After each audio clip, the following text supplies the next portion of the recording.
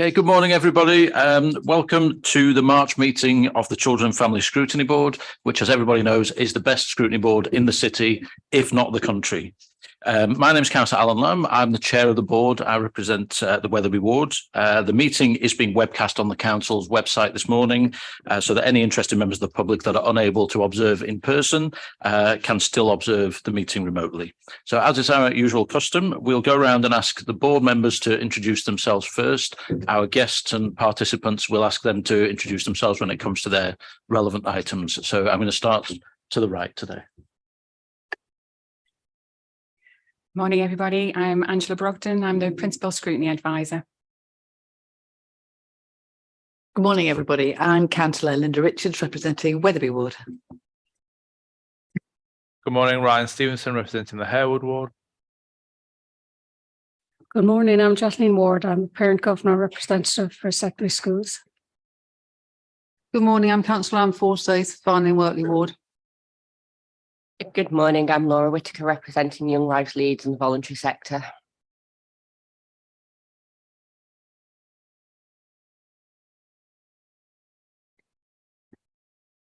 Good morning, Councillor Bromley, representing Horsforth and Rawdon ward. Hello, I'm Lisa Martin and I represent Roundhay ward. Good morning, Zara Jose, representing the Roundhay ward. Good morning, Councillor Taylor subbing for Councillor name now Reagan, and I'm from Round Chapel Allerton ward. Hi there, Hannah Bithell, Councillor for Kirkstall. Thank you. Good morning, Andrew Graham, co-opted member representing the Church of England Diocese. Good morning, Councillor Karen Renshaw, representing Ardsley Robin Hood ward. Tony Britton, representing the Roman Catholic Diocese of Leeds. Good morning, Nick Tones, co-opted member for school staff representative. Councillor Jules Hesselwood, representing Bramley and Stanley ward. I'm Debbie Alderman. I'm clerk today for the Scrutiny Board. Thank you all very much. So we'll get straight into the agenda, and if I can ask Debbie to take us through items 1 to 5, please. Thank you, Chair. Appeals. So there are no appeals against the refusal. Excuse me. There are no appeals against the refusal of inspection of documents. Agenda item 2. There is no exclusions. Agenda item 3. There are no late items of business. Agenda item 4, could I ask members to declare any interest? I'll take silence as there are none. And under agenda item 5, we have apologies from Councillor Reagan, and Councillor Taylor is attending as her substitute. We also have apologies from Councillor Senior, Councillor Howley, and also co-opted members Helen Bellamy and Kate Blacker. Thank you, Chair. Thank you, Debbie, and particularly warm welcome to Councillor Taylor, who I know will be well behaved on her substitute appearance this morning. So item 6 is the minutes of our last meeting on the 8th of March. So first of all, there is a point of accuracy. Following publication has been picked up that the draft minutes didn't reflect the attendance of Jill Marchant as the head of safeguarding, designated nurse safeguarding. So the minutes have been amended to reflect Jill's attendance at that meeting. So are there any other points of accuracy, first of all, on those minutes, please? Nope, that's good. And any matters arising that anyone wants to raise that we're not covering on the agenda somewhere else? No, splendid. So we can get straight into the main part of the agenda. Just for information, I'm intending to plan a break at around about 11:15 or so, depending on where we get to on the agenda. So yeah, we'll have a short break at that point. So we're moving on to item 7, first of all, which is Thriving, the Child Poverty Strategy for Leeds. It's long been the case that child poverty has been a key area of interest to this scrutiny board. The board has therefore maintained a watching brief surrounding the development and implementation of the child poverty strategy for Leeds. It's about 12 months since the board last received an update on the strategy, and so the report in the agenda pack provides a comprehensive overview of progress linked to the work streams that sit underneath the strategy, including responses to the post-pandemic and cost of living crisis in terms of ongoing work, impact and next steps. we'll take it as read that everybody's read the report. So perhaps if I can invite all the relevant participants to introduce themselves, perhaps starting with Councillor Venner, and then I'll ask Councillor Venner and Julie to introduce the report from there. Good morning, everyone. I'm Councillor Fiona Venner. I'm the Executive Board Member for Children and Adult Social Care and Health Partnerships. I just wanted to say, Chair, the cake's amazing. I'm just carefully checking myself on camera that I haven't got chocolate all over my face. Thank you so much for bringing such a lovely breakfast. Good morning, everybody. I'm Julie Longworth and I'm the Interim Director of Children and Families. Good morning, everyone. I'm Shaheen Myers, Deputy Director, Learning.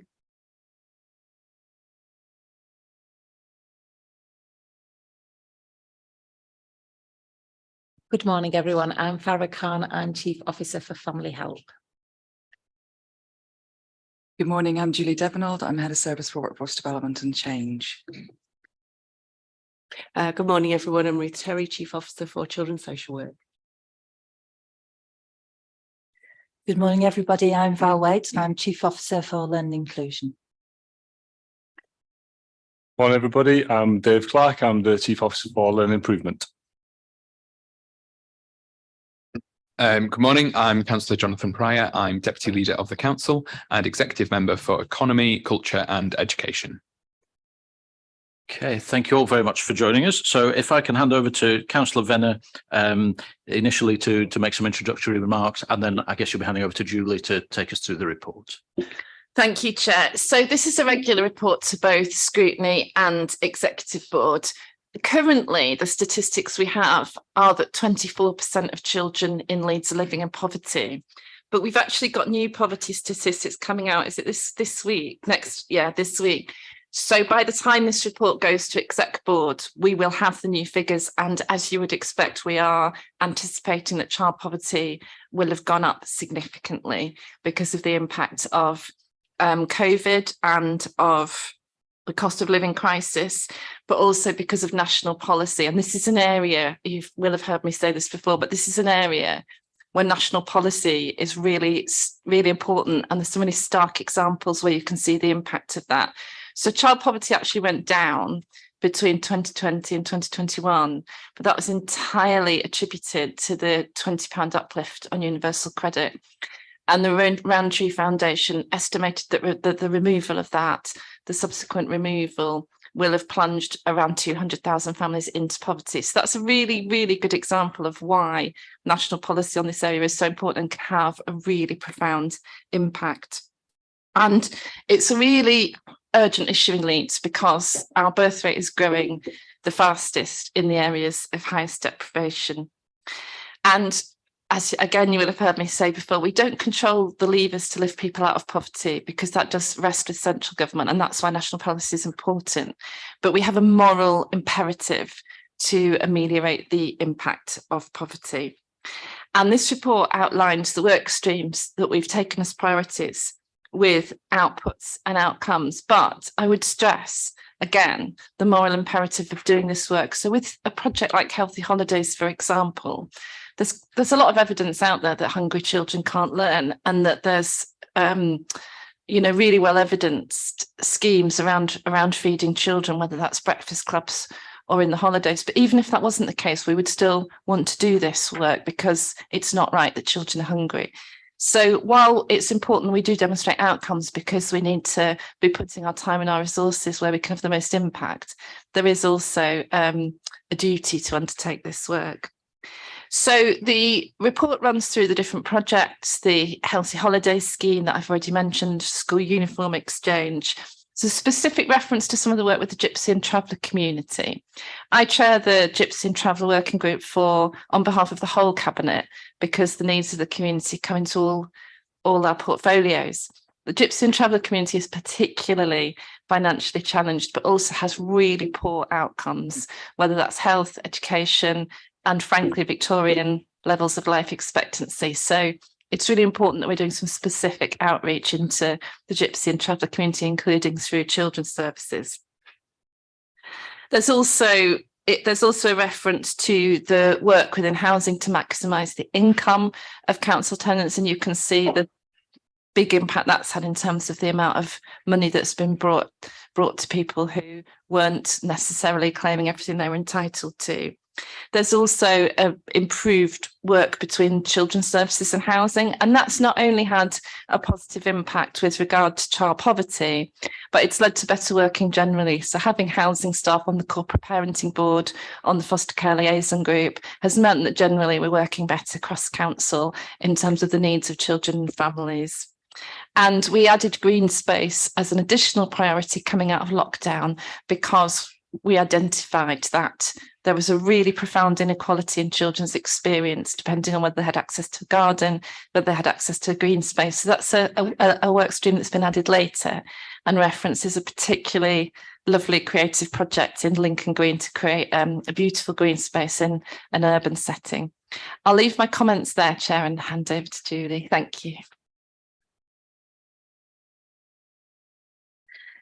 So our priority around poverty features really in all of our city strategies, and in particular in the Best City Ambition and its 3 pillars. So health and well-being, inclusive growth, and zero carbon.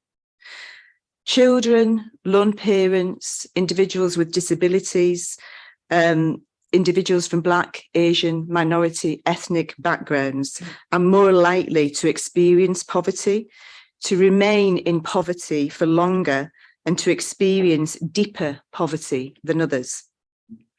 1 in 6, so that's 18% of children, live in persistent poverty. So that's been in poverty for 3 out of the last 4 years.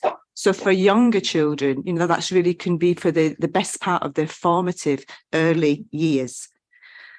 22% of the Leeds population live in relative poverty, so 174,000 people. 24% of children in Leeds live in relative poverty, so over 30,000 children. The Bernardo's report in October 22 said that 54% of parents were forced to cut back on food spending in the last 12 months. 1 in 5 struggled to provide food for their families, and 26% said that children had suffered mental health issues as a result. I don't think it's insignificant that in terms of sudden, unexpected deaths in children, you're 4 times as many of these children live in the most deprived areas. And really, I think the thing that I would want to highlight in terms of the report is that we know, and we know because children tell us, we know because adults tell us, that the feelings that come with being in poverty, the feeling of being excluded, the feeling of being ashamed, can live with an individual for the rest of their lives. And that's not what we want in Leeds. And that's why this report does set out the work of the Directorate, the work of the Council, and the work of the partnership to combat and address the impact of poverty, because we don't want individuals to suffer the impact of poverty for the rest of their lives.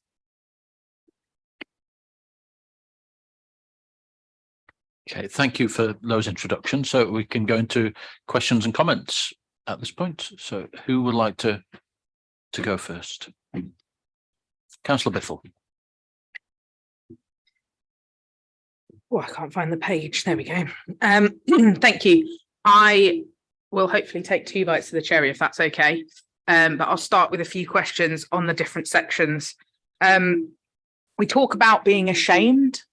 I wonder whether it's time to start using shame and toxic shame, because actually ashamed is quite common lexicon, and the impacts of shame and that feeling inherently like you aren't good enough and aren't a good person has such a massive impact that perhaps we need to use the more damning language almost to get that across. In the gambling section, it talks about education establishments being utilised for gambling education and things. And I wonder whether we have any data on teacher gambling levels and actually what quality of input or what differences in the input they give if basically a lot seems to be resting on the teachers doing it, and actually with the increased workload and the increased stress, and we know that that can lead to addiction, my concern would be how high are addiction levels going in the teaching profession as well. I was interested in why we were focusing just on gambling in terms of addiction, and whether that was just the finance side. The section about it talks about the sort of the PR exercise of explaining the impact or advertising the impact gambling has on the wider family.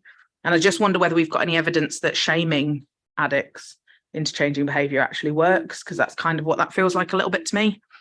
And then one final question that's completely aside, one final question for now, Chair, is LGBT children. We know that if families are less likely to be able to afford food, for example, they're also less likely to be able to afford the transport required to get LGBT plus children to be able to access services like our youth provision in the city centre. So I just wondered whether there's anything that we're doing around making what is quite a toxic society situation at the moment for example, trans kids any easier. Thank you.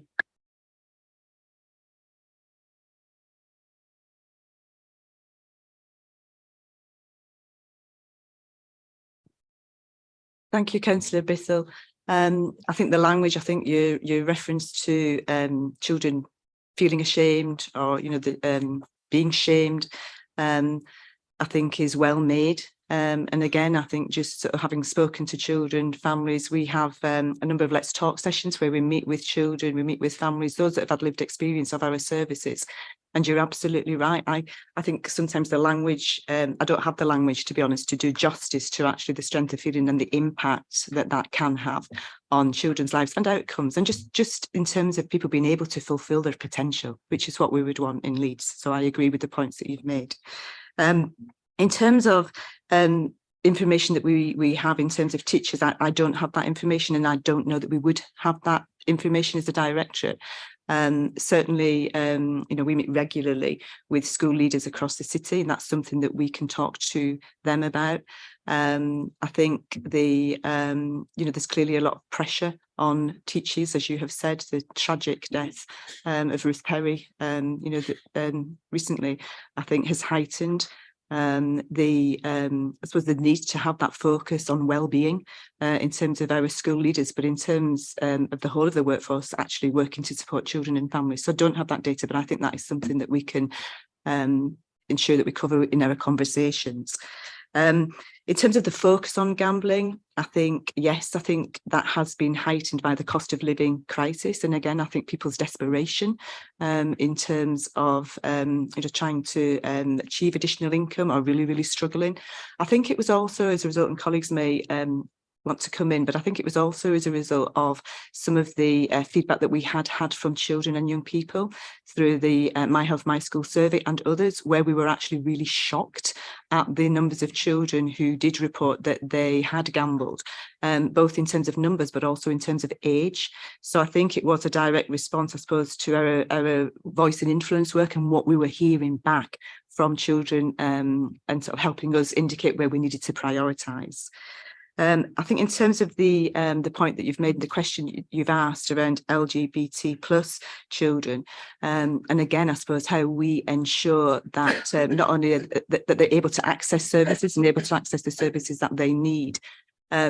I don't know that I have anything, I suppose, at a strategic level, which focuses just on that cohort of children and young people. But what I would say that obviously accessibility and equality of access to services is something that we just look at constantly, you know, whether it's through our youth work, which we're talking about later on today, whether it's through our early help, whether it's through, you know, our children's social care work, how we engage with children and young people and how we enable them to engage with us is a constant focus, but I don't have anything specific in relation to that. But I can see Councillor Venner wants to come in. Councillor Pryor first, then Councillor Venner, then we'll go. It's just to pick up the point around LGBT children. Obviously, it's tangential to the poverty strategy. Both you and I grew up as LGBT children under Section 28. I don't think it's any secret to anyone. And we knew what teaching in schools was like under Section 28. And I suppose I'd like to reassure the board that when I go around secondary schools now, it is a completely different environment. Quite often having visible displays, having really open conversations, and it's clear that things have really moved on. But I think you're right to highlight some of the threat for trans children, particularly when they're under attack so much in the media at the moment. But from what I've seen, the schools have some really close support around those children, so that it is a completely different world to what it was 20 years ago or so. Thank you. I just wanted to respond to the point about gambling, because it was my request as the chair of the Child Poverty Impact Board that we have that focus on gambling. And there are a few reasons for that. One was, as Julie said, because of what had come through the My Health, My School survey. But also, I was interested to look at whether the conditions of lockdown, when children were isolated on devices a lot, would have made the situation worse because of the prevalence of online gambling.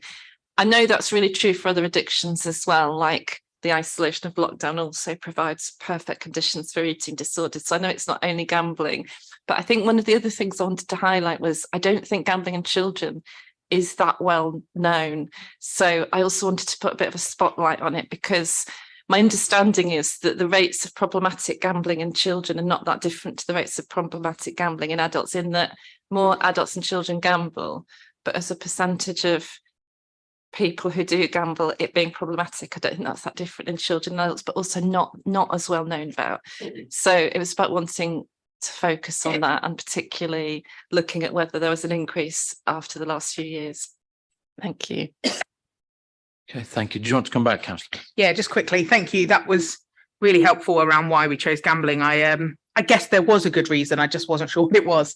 I think in terms of the LGBT stuff, it is a different world to 20 years ago, but having also taught and been, as I asked people to leave the classroom if they were needing a break outside, having effing, etc., rude words thrown back at me and homophobic slurs, I think there is still an awful lot of work to do. And the power is being able to engage with like-minded peers. And I think I'm really, really pleased that as you go around, there is that difference. But I fear, based on experience, that often schools talk a good talk, but how impactful the day-to-day lessons are might be different. Thanks. Yes, Farah, would you like to comment? I just want to add in relation to the inequality. We know that different groups will experience poverty very differently, and it's led the impact of inequality. So that point is really valid, and the work around poverty isn't just restricted to these work streams. And I just wanted to highlight that for example, in the Equality Board in Children's and Families, we've done a lot of work on how our workforce engage with young people who to make sure that their identity is recognised and how they identify. And that means that we are communicating with young people right. We are using the right pronouns. We are making sure that young people on our records reflect how young people identify. And so the awareness around support isn't just restricted to this, because absolutely, although as a city, as a country, you know, there's lots of more awareness. What we do know is people continue to experience discrimination, and so that work isn't restricted to this part. I guess the other important reason about gambling and prioritising gambling was that it's often hidden in young people, so other addictions can be more obvious and easier to spot. And our school colleagues, who are fantastic at ever so much more than education, as we know. We're saying that this is an issue around awareness and support needed, as well as children. And so it was important that we prioritise gambling, because where we know that where money is an issue and gambling is an issue, the risk of exploitation also increases for young people. So that's why we prioritise this area in particular. Okay, thank you for that. Tony is next, please. Just a question of definitions. Page 19 tells us that there are 174,000 people in Leeds living in relative poverty. Can we have a definition of what relative means in relative poverty? And the other thing is, how many of those 174,000 are actual school children? Page 20 goes on to say that there are 36,496 children living in relative low income. What's the difference between relative low income and relative poverty? And when we have the two of them, when does the dividing line come about?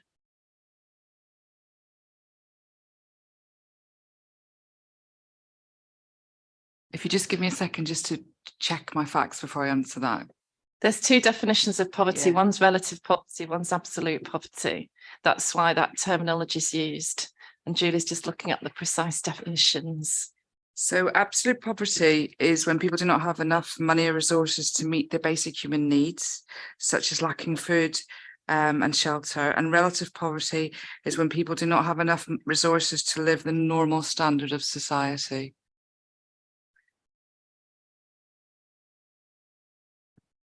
What's the division in Leeds? How many people are in absolute poverty and how many people are in relative poverty?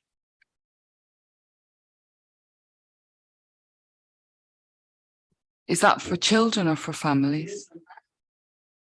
Okay, so the statistics show that for children under 16, it's 19% in relative and 15% for absolute. Really is disgusting for a city like Leeds, surely. And I'm not blaming anybody here for that. I mean, I blame government and all sorts of. Okay, thank you, Tony. I have got Councillor Taylor next, please. That was a question I was going to ask, Chair, but I will take it a bit further. He says children are family. Children come in poverty because of family. If a family can't afford it, obviously they are in poverty. But the main question for me, all households in England are affected by cost of living. Why is the BAME at the bottom with cost of living? It's related to the question maybe what just asked, and take back Councillor Bettel with LGBT, because they all merged together. Why are they at the bottom?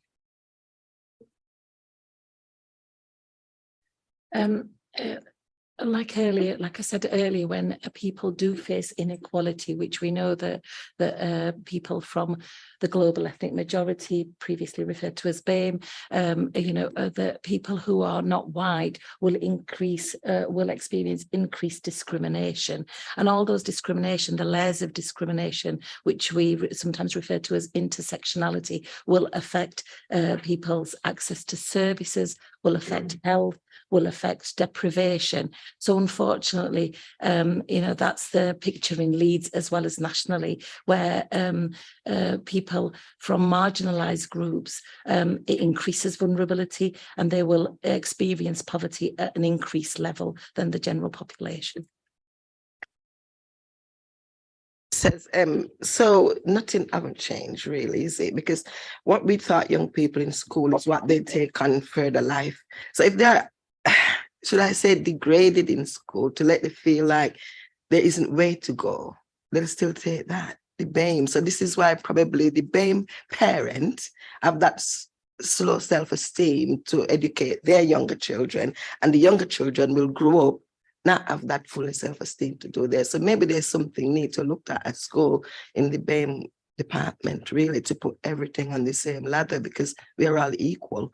So if 50 household is going through poverty, it's everyone. It shouldn't be BAME or anyone at the bottom. They all should be on the same level. I think in recognition of that, I suppose that you're making me think about early years, and actually how do we engage with children and families from a range of minority groups across the city at the earliest opportunity to be able to tackle the barriers, if you like, tackle discrimination, tackle prejudice. We have entered into a partnership with an organisation called Nesta, and as part of that was looking at our children's centres and actually how can we ensure that our children's centres are reaching out and are engaging with children and families, in particular from Black, Asian, minority ethnic backgrounds. One of the things that it really showed us, if you like, was actually that there was a preference for not necessarily always to be engaging in the centre, that actually there was a preference sometimes to have a range of different offers in terms of activities outside the centre. There was absolutely something about ensuring that our workforce, as Farah has said, have got the necessary training, workforce development, insight, understanding into the discrimination and prejudice that does exist within the city, and that they are committed to combating that. A key part of that work has actually been around listening to the voice of children and families and us hearing from them. And sometimes it's not easy listening, us hearing from them in terms of what we get wrong and actually where we need to do better in terms of that engagement. So that's a piece of work Leeds, York and Stockport are involved in, and I think it will be really helpful in ensuring that our services are more accessible to all children and families in Leeds. I just think this is where we need everyone around the table that understand each other culture, because it's a shame you're saying, how do we talk to these individuals? You get all children in school and talk to them just the same, and it will go across. So in other words, we need every culture around the table that understand needs of individual. Yes, go ahead, Farah. Absolutely, that's really important that we listen to the voice of everyone. And recently our 12 wishes for children as part of child-friendly Leeds.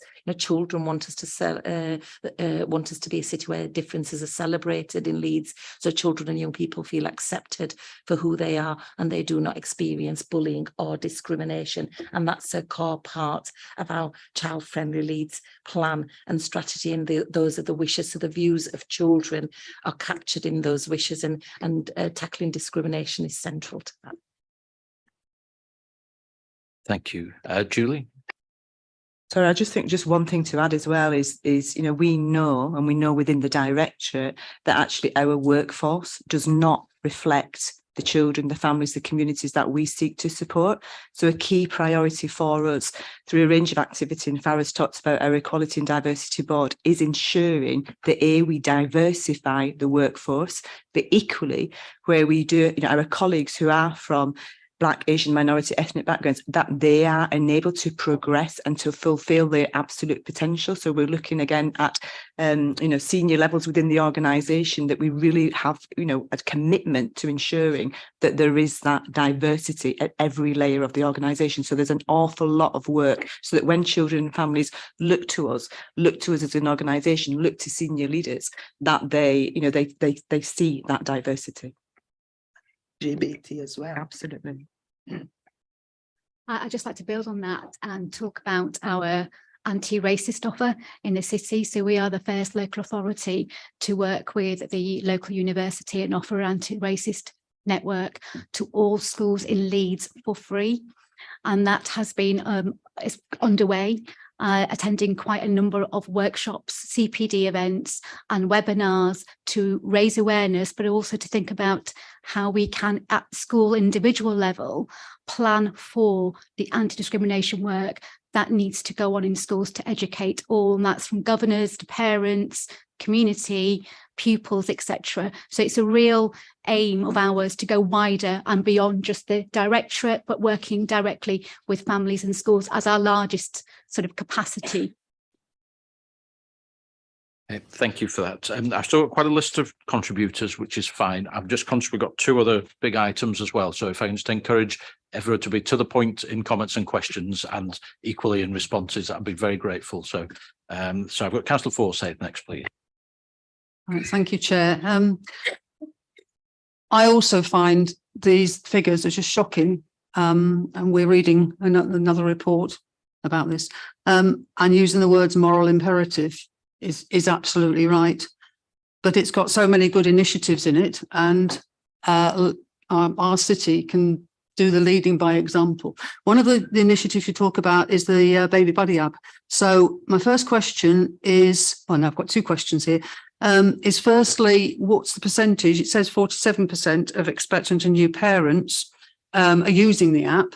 How is that reflected in those who are in relative poverty? Is one question I was going to ask. And also, are there any plans to extend it? It's very good to do that in the early times, but there is so much importance in those first 2 years, crucial 2 years, and in fact the first 5 years. So that's my first question. Second is just a question really, or a comment about the feeling of shame. And there's still not full uptake on the free school meal offer, and what work is being done about that. And finally, yes, I'm glad green space has been mentioned. There's a lot of green space that this council owns on council land, and going forward in terms of the climate emergency, that could be used for growing food, and doing that themselves, people themselves growing food is also, so that's just a suggestion for the future. Thank you. I just wanted to respond briefly to one point you made, which was the point about leading by example. We are. It's not a requirement for a council to have a child poverty strategy. It used to be. And in 2016, the government removed targets around child poverty and removed the requirement for councils to have a child poverty strategy, but we chose to have one. We're in the process of refreshing our current strategies. So Julie did some research to try and find what other councils were doing and couldn't find another child poverty strategy, which was after the requirement not to have one. So we very much are leading by example, and it's something we should be very proud of in the work that we're doing.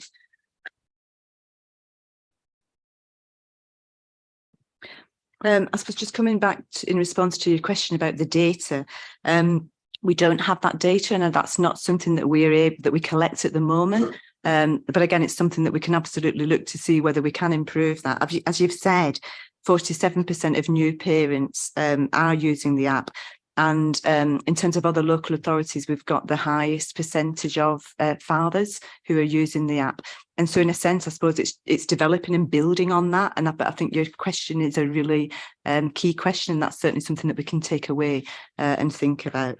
In terms of the point about could we extend it, absolutely, we would want to extend everything that we know that works. We'd want to make it more accessible to all. Sadly, some of that is governed just by the app itself, and I suppose the sort of content within the app. But what I would say is, in terms of that continuous support for those parents, then, through the children's centres, through our early years provision, there's a whole range of services that they can access. One of the things that we have done, and it's been really successful during the pandemic, is for a number of our services to go online, so that parents, carers have the option to access the services in the centres, but equally access those services online and out of hours. And what we have seen is a real increase, again, particularly in relation to fathers who are accessing the services online, but also out of hours, just in terms of their work patterns. So we're constantly trying to think how we can build and how we can continue things and extend things where we know that they work. Okay, thank you. Councillor Bowden next, please. Yeah, just an added comment in regards to the gambling within children, but I think there's a kind of a pervasive element of the gaming industry, and I think it could have a major impact on children going forward and their behaviour as adults. And that is sort of through the years. It's called downloadable content. So if you purchase a game, but then there's like an added extra that you can do. However, a lot of games now, there is like a gambling element to it, so you don't know necessarily what you're going to get.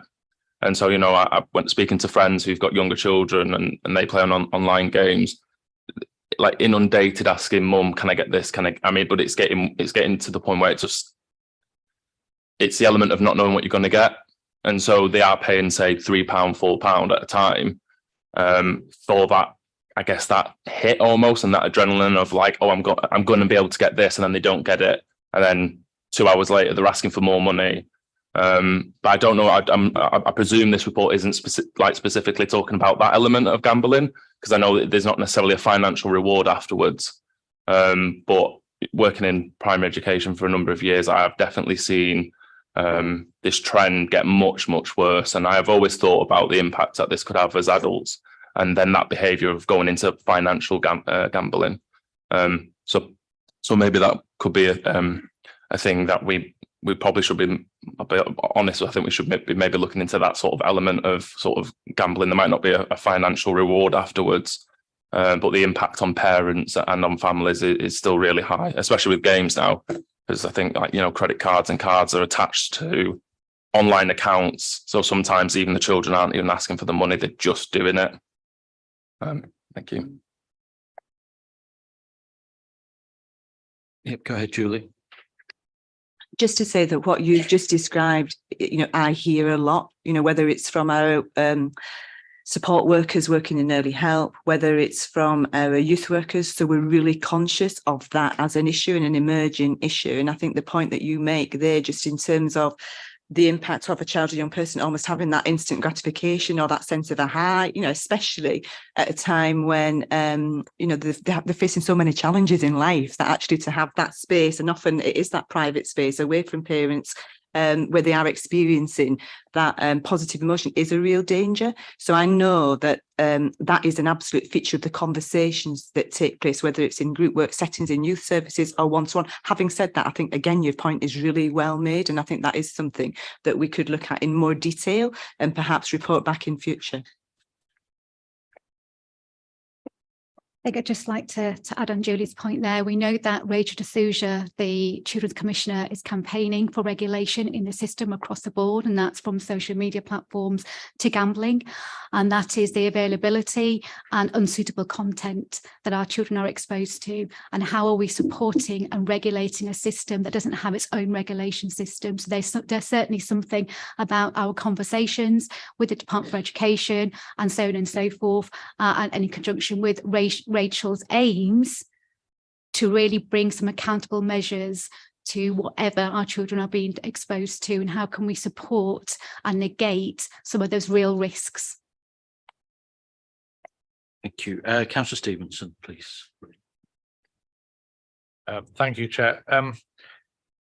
Just building upon a point that Tony made, and the definitions you gave us between absolute and relative. You said that relative was, you used the phrase when a normal standard of society. Is that defined anywhere? It's quite subjective. I mean, I'm again building on Councillor Bowden's point about gaming, etc. Are we saying it's a normal standard of society then to have iPhones? Is that where we're at, or is it actually defined? And then secondly, just in terms of demographics, is there any data that shows us in work and out of work, there will be broken down through different demographics, and particularly where there's your sort of typical 2.4 family, where there's only one person in work, or where both people are in work, and how that changes between BAME, Gypsy Traveller, White British, etc.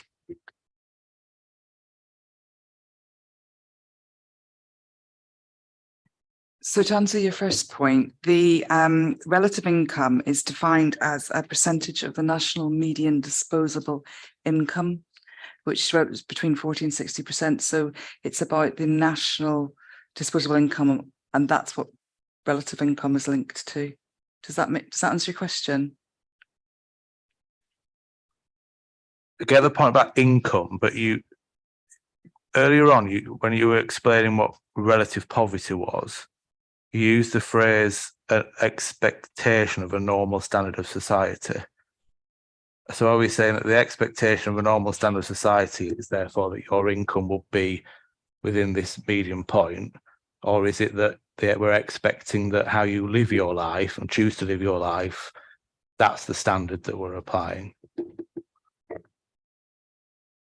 I think it's the former, Councillor Stevenson, but I think what might be really helpful is to actually send out a definition. So it's quite complex. I think the conversation is highlighting that, but be really happy to get a really clear definition of both and to send that out to Scrutiny Board members. Just to address your point about whether people are in work or not, Councillor Venner mentioned earlier about how when the government reduced universal credit by £20, how that affected poverty and how much poverty went up. 40% of universal claimants have some form of work in the household. So 40% of people claiming universal credit, who will undoubtedly count within this relative poverty category, are working. And I think it just shows the relative state of affairs when people are working and still in poverty. I think it shows the desperate situation the economy is in at the moment. One of the reasons I asked that question, and thanks for highlighting it, that means the majority of people in universal credit aren't in work. And so the reason I was asking that question, because the bit that wasn't mentioned is along with those changes, the taper rate also changed. So people were better off in work than at home on benefits.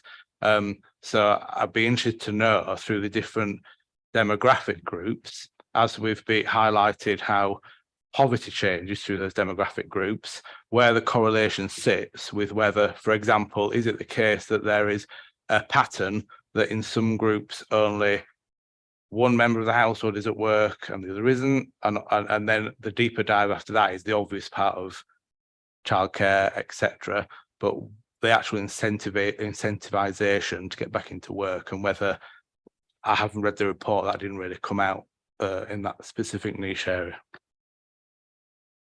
I think if we've got the statistic in front of us that 174,000 people in our city, 22% of people in Leeds are living in relative poverty, I could not disagree with you more that those things are working to help it pay for people to be better off when they're in work. This is a fifth of our city are in relative poverty. I don't think we can say these systems are working well. So you think people are better off on benefits then? That's not what I said, Councillor Stevenson. I think we'll save this debate for another day in another place. So I'm sorry about it. That's not how we work in this forum. So don't shout out. Please come through the chair if you want to make a point. Thank you. Councillor Renshaw, please. Thank you, Chair. Just going back to the figures that were in percentages, I would appreciate it if there could be the figure and the percentage, and then we can really look at those things. But just following on, I'm just wondering how many people are just outside the income allowance before they can get universal credit.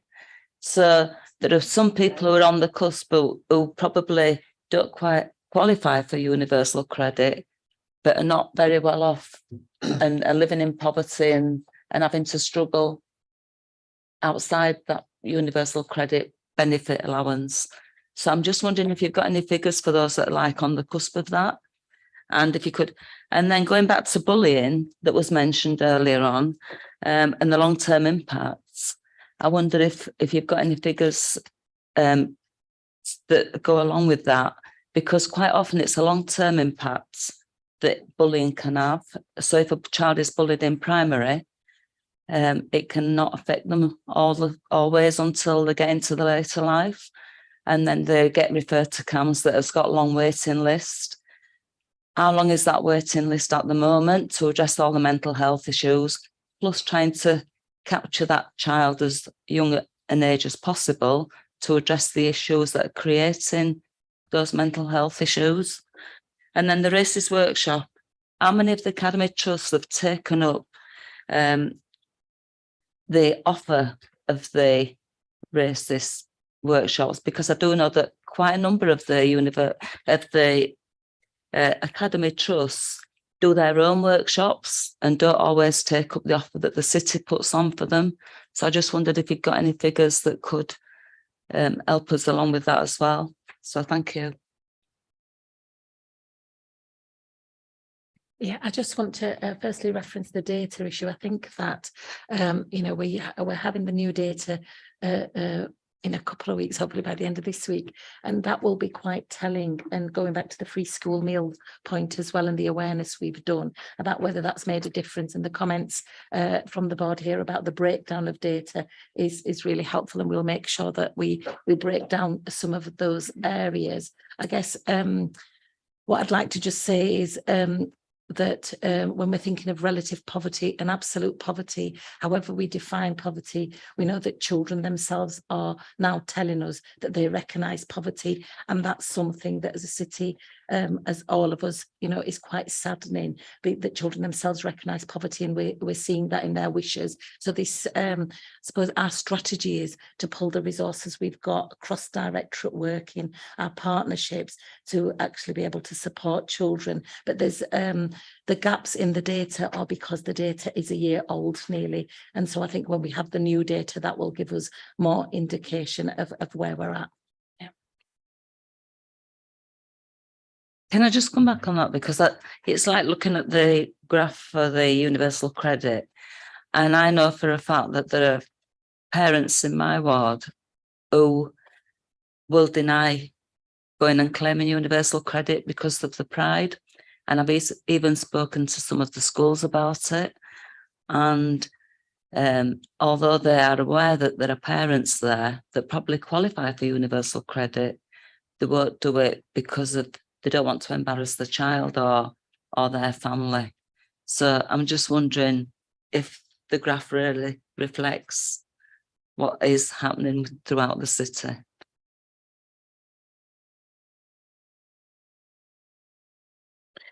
I think we learned a lot during the pandemic. And I think what we learned during the pandemic was, I suppose, when we had communities, children's families facing the same challenge, in a sense that they were the stigma, in a sense, in terms of accepting help was reduced. So certainly I work at a local level, I work in clusters, I work with schools. I suppose just the professionals working in a local area, knowing who those vulnerable families were, knowing the families, as you've said, who perhaps previously might have been on the cusp in terms of a range of vulnerabilities, but because of the pandemic, because of additional pressures in relation to mental health, etc., that they were tipped over into being vulnerable for whatever reason. So I think there's something for me around actually as professionals and as the partnership at a really local level, at a community level, understanding and knowing families and knowing communities. And I think it's absolutely vital that we are out there, that we're taking our services to children, to families in their places and in their spaces, and that we do that in a way that is not stigmatizing. I think your point again is really, really well made. I think with the cost of living crisis that we do have, and with the majority really of children and families struggling at the moment, again, I think that has enabled us to develop some sort of innovative ways of working. I think the other thing that I would say is we do have a range of parents. I'll give the example of EPEC, which is a parenting programme, if you like. So that's parents who have previously received services from Children and Families Directorate, who are now working in the communities to deliver parenting programmes, but other services to children and families. And I think there's something about, I suppose, those that have had lived experience being in communities and supporting others who've got similar issues, again, helping those services to be destigmatized. So I suppose it's something that we're really, really conscious about, that we, again, we want people to be able to say when they are having difficulties, and it's something that will just be a constant focus for us. But you're right, it's not easy. It's not easy for all of us at times to ask for help or to admit when we need help. And as professionals, we've just got to be constantly conscious of that. Okay, so relative poverty is where households have less than 60% of contemporary median income. Absolute poverty is where households have less than 60% of the median income as it was in 2010 to 11, uprated by inflation. Now, I think people in this room know that I'm a details person and I pride myself on knowing my brief very well. The reason I didn't have those statistics and those definitions at the top of my head is because, as Farah said, that's not the important thing. The important thing is we've got 36,000 children in this city living in poverty, and it is having a profound impact on children. As has been referenced, poverty is in the 12 wishes as defined by children. That was not the case when we did previous iterations of the Children and Young People's Plan. It is an issue that is increasingly distressing and worrying children. The Children's Lord Mayor manifestos last year, when we did the shortlist, a number of them referenced poverty, cost of living. That wasn't the case just in the previous years of me doing this role. And it's coming out in the My Health, My School survey. Children are distressed and worried about poverty. And I'm really proud that at full council last week, we had the deputation from Zarac, and we are going to sign up to be a bed poverty free city. But the fact we have Zarac in the city, we have children who don't have beds, is shameful, and that's what we should be focusing on rather than these technical definitions of poverty. Although for your benefit, I have now given you the technical definition. Thank you. Okay, thank you for that.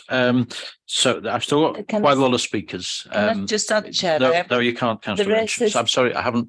For the second time this morning, we go through the chair, and when I ask for an answer, we'll get it. So, yeah, well, we'll come back to it in a second, Councillor Renshaw. So what we're going to do, because we could talk about this subject in detail for the entire morning, no one will thank me if we do that, because there's two other important items that we need to get through. So my job as chair is to keep some pace to what we're doing. So the way we're going to go through, I've got a number of speakers. I'm going to take them all in one go as comments. You will pick up the answers that haven't been answered as yet, Councillor Renshaw. And then if I can ask officers to take a note of all of the points that are being made, and then we'll cover those and sum up in one go so that we can wrap up on this item, and then we can move on and do full justice to all the other items as well. So I'm going to go to Andrew first, please. And if we could be as brief as possible in the comments and questions. Yes, I will be brief. And I think in fact, Councillor Renshaw has already picked up on some of that. I was just going to mention that from a school level, obviously, we qualify for a pupil premium for those children who are disadvantaged. I think the biggest scale of the challenge, as I see it in school, are those children who fall just outside of that parameter. I think that's where we see the bigger challenge, and kind of upscaling that to a city level. I just wondered, is it even possible for the city to be aware of that group who don't sit within these defined areas of poverty? Are those outliers that nonetheless do present a challenge as they do on that smaller scale in school? Thank you. Councillor Bithell, please. Thanks, Chair. A lot of these are sort of yes, no answers. So is there, on the reading leaflet that's being sent out, we discussed previously in Scrutiny there being an audio reading. So for those parents that couldn't read, links to audio books for them to use. I wonder whether that made it on. The map of the green spaces, I wonder whether it's going to be coded for the types of green spaces, and whether we'd be able to link that to potential activities, because we've got a great app that talks about what people can do, but actually it takes some cultural capital to know what green space is appropriate for what activity. And it would be good if we can make that a bit easier. In the asking for help stuff, we're going to end up with another generation that's unable to ask for help because of the impact of that shame. Actually, asking for help is an inherent ability to say you're good enough to receive help. And if you have that shame, you're less likely to be willing to make that request. The only other one, I'll leave the others, is in terms of the housing elements of this. It would be really good if we could do some further work on the private letting landlords and their willingness to accept the council bond. We've got so many children at the moment sofa surfing because their families can't access social housing and can't access private housing because landlords won't accept the inspection and therefore won't accept our bond. And so therefore they can't get into the private properties for finance. So to have a bit of a steer from within this sort of strategy as well on that would be really helpful. Okay, thank you. Councillor Martin, please. Thank you, Chair.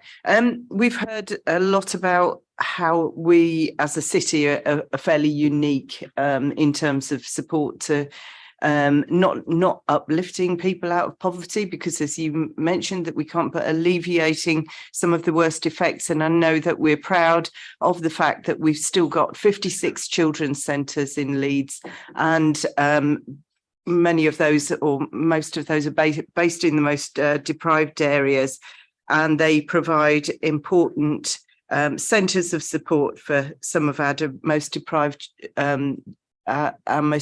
deprived families. And we talk about shame, and and Councillor Bithell put it really well in not feeling good enough to access those services. And so I just wondered what you think the key contributions are of our children's centres in reaching those families and in alleviating this shameful situation that we're in this city and the rest of the country. Thank you. Thank you for that. Jackie, please. Just a comment really. Healthy holidays, I'm delighted. I'm just going to a different subject now. I'm delighted that we're still actually doing it, because the children get a lot out of this. They love the activities. They also get food and everything while they're there. And I think, well done. Let's continue this. This is great. Also, when you come to with people all being inclusive and everything, I think there should be onus on families as well. I think we take a lot of, you have to have services for this, services for that. But when I was doing the immunisation programme as volunteer, I went all over Leeds, and the amount of adults that are expecting young children to actually fill forms up in English for them. Adults should be responsible and learn English. And I come from Ireland, so I can say it. I think adults have a responsibility for themselves and for the families. And when you come to England, you need to learn the language and not expect your children to do that for you. Thank you. Councillor Richards, please. Chair, this report obviously highlights the impact of poverty on certain sectors and communities. Working with the Ukrainian community in the Weatherby ward, my concern now is that those are an element who may not figure highly in some of the ways of getting the data about poverty, etc., because that's a very different kind of poverty in that way. Because I know, I've had experience, I've seen it with children especially, is the fact that once they move from that sponsorship through into the next stage, and they're very keen to do that for lots of positive reasons, then unfortunately the mechanisms available are not necessarily working as well as they could do in supporting them, and in particular with education, where the support, i.e. through the finance for the children in education, whether it be through free school meals, whether it be through paying for school trips, those sorts of things are not happening. A bit back what you were saying about bureaucracy and filling in the right forms, and I just hope that there is an awareness of that, and that we can look to put those mechanisms in place, because those are the mechanisms we're going to need in the next 6, 12, whoever knows how many months. Thank you. And finally, Councillor Bromley, please. I just wanted to ask about the information regarding gambling going into schools. How much might be based on like a self-awareness and emotional awareness around the derivatives of that? So like being in our society where having a huge amount of money or a huge career might be something seen as self-worth. How can we relate to children that there is a sense of well-being and that, an awareness to that, so that you can eliminate the parts that are toxic in society and take care of yourself and understand your emotions behind that? Okay, thank you very much, everybody. So if I could ask Julie and Councillor Venner to respond to all of that and sort of sum up, and if you bring in anyone that you feel is appropriate, but if we could try and sort of maximum 5 minutes, I'd be grateful, please. Thank you. Thank you, Chair. So just in response to the comments that were made about the green spaces and the potential to sort of have that broken down a little bit in terms of activities available, etc., and also the comment about housing and the challenges, that's certainly something that we can look to include in future reports. I suppose I really wanted to come back to the point around children, families, and perhaps them not feeling able to ask for help. Because for me, that's critical. You know, in Leeds, we are really clear about our restorative approaches.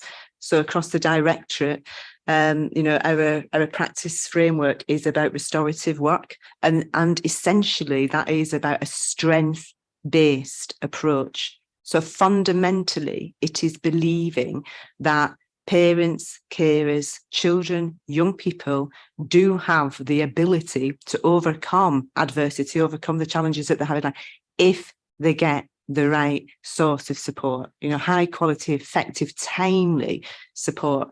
And that's also based on a relational approach, you know, so we know, you know, if we're going to be able to offer effective help, we need to develop really trusting relationships.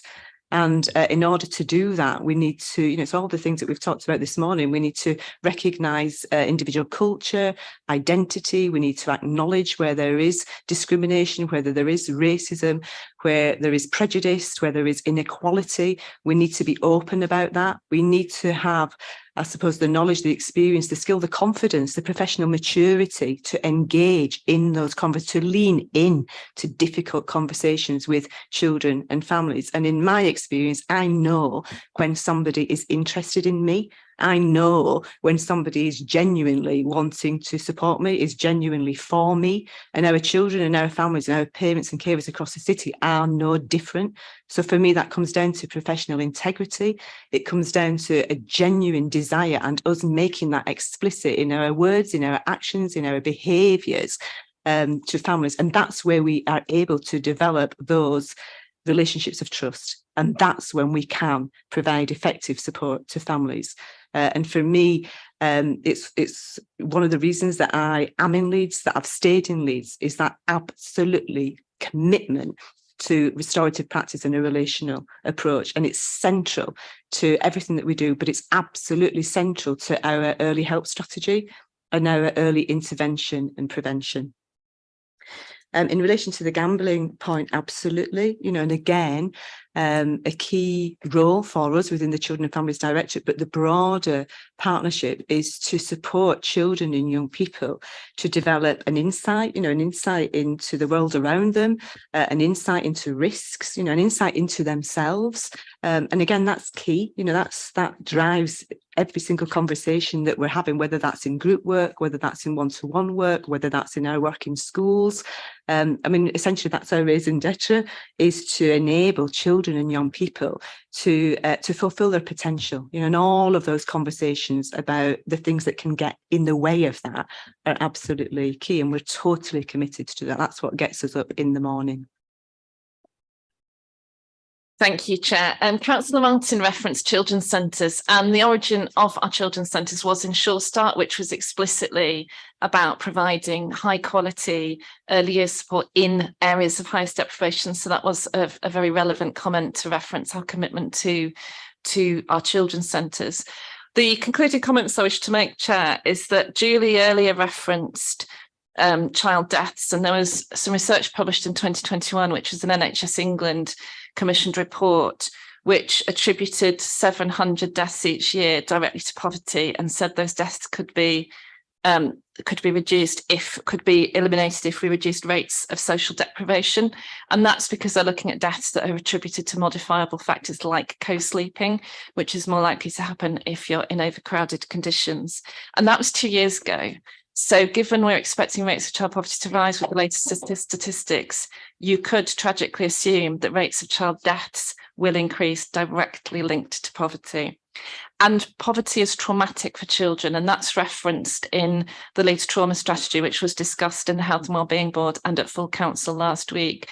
We used to talk about trauma purely in relation to relational trauma like sexual abuse, like domestic abuse, but it is now recognised that racism, poverty are forms of trauma. So it really isn't an exaggeration to say that children are dying and children are traumatised because of poverty.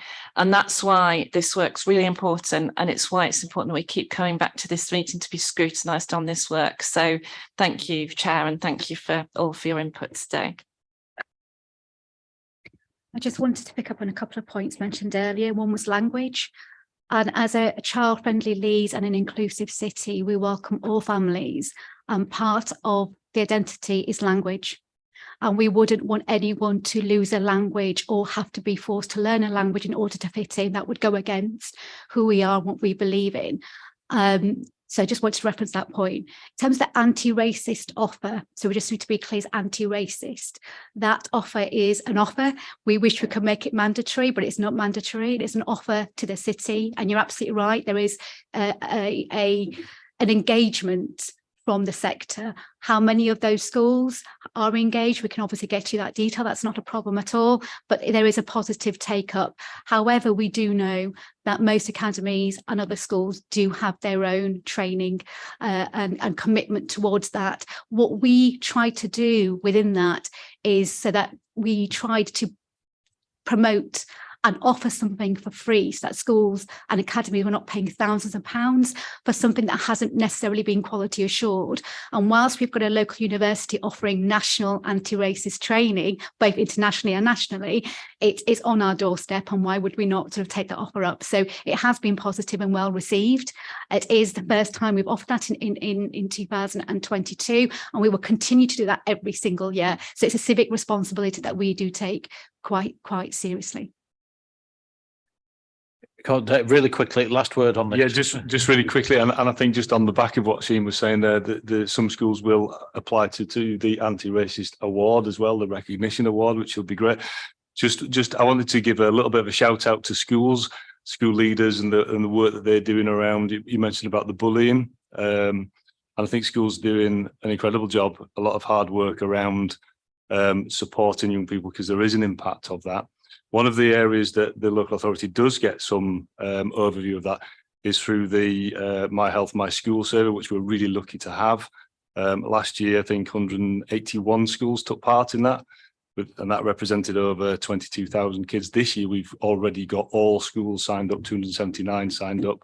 So that gives a real good understanding of the issues that the young people are experiencing, have experienced, and what needs to be done to improve things for them. And the health and wellbeing team have created a new school leaders resource pack this year, which will help governors, school leaders understand the data, what it shows, how to respond to that, as well as a pack to support further conversations with the young people in the setting of how things develop and move forward, and how to explore those issues that have been raised. So I think that's a really positive thing. So I thought I'd just come in with that one. Thank you. Okay, thank you, everybody. So we could easily go on this subject matter, and I think it goes without saying that the board's interest will remain going forward. If we can turn to the recommendations, please. So recommendation A is that the board acknowledges the ongoing strategic framework in place to mitigate the impact of child poverty and the work being undertaken by the council and other partners in the key areas of activity. So are we happy to acknowledge that? Yep. B, the Scrutiny Board acknowledges the need to promote the work of the thriving strategy across the city, and to my mind, crucially, across all the council directorates. So this is not just something that the Children's Directorate is working on, but the whole council. So are we happy to acknowledge that?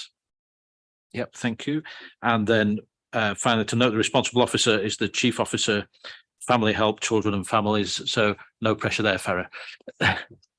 So I think that's noted. So what I'd like to do before moving to item 8 is just take a short break. If everyone could be ready to start again just after 11:20, I'll be very grateful. Thank you.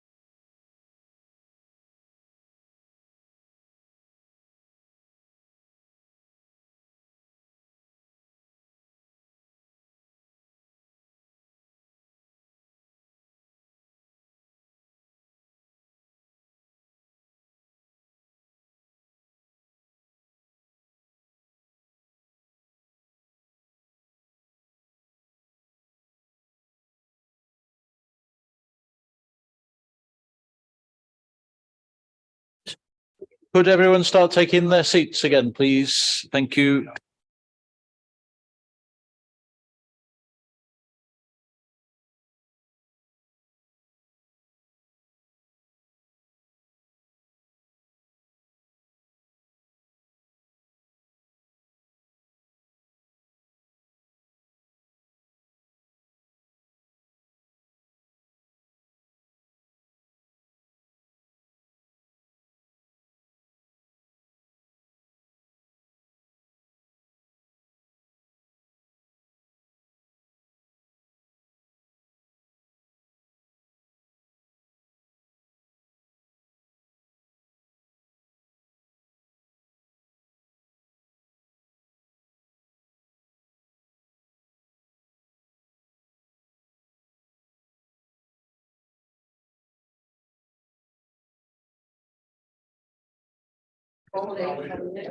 Okay, welcome back, everybody. We'll get the meeting back going again. Thank you. If we can have some order at the tea trolley, please, that would be appreciated. Yes, yes. Okay, right. We're moving on to item 8 when everybody's ready. Thank you very much. So I think the only new person that needs to introduce themselves is Erica with us? Or she's on the way, so okay. Okay, well, I will hand over initially on the Refresh 3A's plan to Councillor Pryor to make some introductory remarks and fill in until Erica gets back. Thank you, Chair. I'll do my best to do that. So this is the refreshed 3A's plan, obviously covering 5 priorities for all children in Leeds. So that was to improve their fluency in reading, to look at attendance, for children with SEND to receive timely and appropriate support, for all children and staff to be supported in their well-being, and for the best start for each stage of children's learning. Nearly all of these KPIs are on track, and I'm sure that Erica and Shaheen will go into much more detail on that. Really pleased that some of them are actually have exceeded their targets. But I think it's actually important just to give some of the background of the context of where this 3A strategy was placed. So obviously this goes from August 21 to August 23. Now, as horrible as it might be, if you cast your minds back to August 21, that was just shortly before kind of Omicron was coming in. We'd had 2 years of teacher assessed grades. So the situation in schools was in that context. And then as we came out of the more serious element of COVID, obviously we've had inflation since then, which has affected not only school budgets themselves, but have affected a lot of the pupils, a lot of the staff too, and equally the cost of living. I know obviously we've had quite a debate on child poverty already today. But I think it's important to think about what teachers are these days. It is so much more than teaching. You know, when we see the amount that referrals to social care dropped during lockdowns, it just shows that how many of those referrals are done through teachers and through schools. When you have schools and teachers acting as food banks to make sure that their children are in the right place for them to even start learning. We've had an influx of refugees. Councillor Richards mentioned earlier before about Ukrainian families, and we know that the Homes for Ukraine, obviously the support for that drops after 6 months, so the government takes that support away. And often it's schools and teachers who are the first people to pick those sort of things up. So that's why I'm so proud of many of these KPIs being on track. I think we've got a lot to be proud of, and I think we've got a lot to be proud of in some of the most difficult circumstances that schools and education have been in for a long time. And with that, I will pass on. Thank you, Councillor Pryor. So, Erica, perhaps if you'd like to introduce yourself to the board, and then I think Shaheen will be taking us through the. Hello, I'm Erica Hines, the 0 to 19 lead in school improvement. Thank you, Councillor Lamb, and thank you, Councillor Pryor, for that introduction. I think it's really important for us to start not a deficit model, but a positive one, which is that our school leaders, in conjunction with the local authority and our service delivery partners, have worked incredibly hard on what's been a very, very challenging few years. And yes, schools are now food banks, but not just food banks, they go above and beyond. They are parenting and supporting and holding a lot of need out there in the city, and they are doing an incredible job. And it's for us to thank them and also for us to support them. So I just want to take the opportunity to publicly thank all of our school leaders for working with us on what's been a relentless pursuit to improve outcomes, but most importantly, safeguard our children. And it's not a mean feat. And I think it would be remiss as well not to use the opportunity to send our condolences to Ruth Perry's family as well, considering the tragic death. So the 3 A's, this is it's a report really outlining the outputs and the outcomes. And as Councillor Price referred to, there are many aspects that we can be incredibly proud of, given the circumstances that we are in at the moment and have been in for a duration of time. It shows a commitment and a desire to improve, particularly the reading objective, because we all know that it is one determiner of a child's future success. So if we can get that right, then we really are on to a winner. So this 3 A's refresh in August 21 was in response to the big learning conversations that took place over the summer, galvanising, canvassing the leader's voice and shaping, influencing the report. We understand what it's like for our school leaders, and we want them to be at the heart of this refresh and the subsequent refresh, which will be happening this summer as well. And whilst there may be some nuances and differences, I am pretty certain in response to our forums with head teachers in the city that many of these will remain the same, because obviously they are some of the standards that we know will make a real and key difference. So we will be holding some more roundtable events in response to our leader suggestions.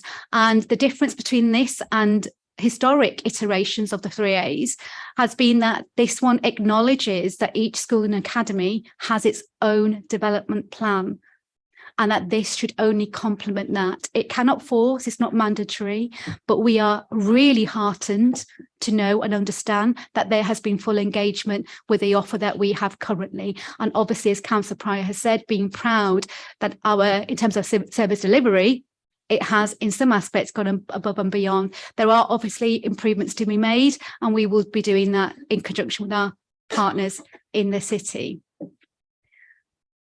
So I suppose it's over to any questions about the report.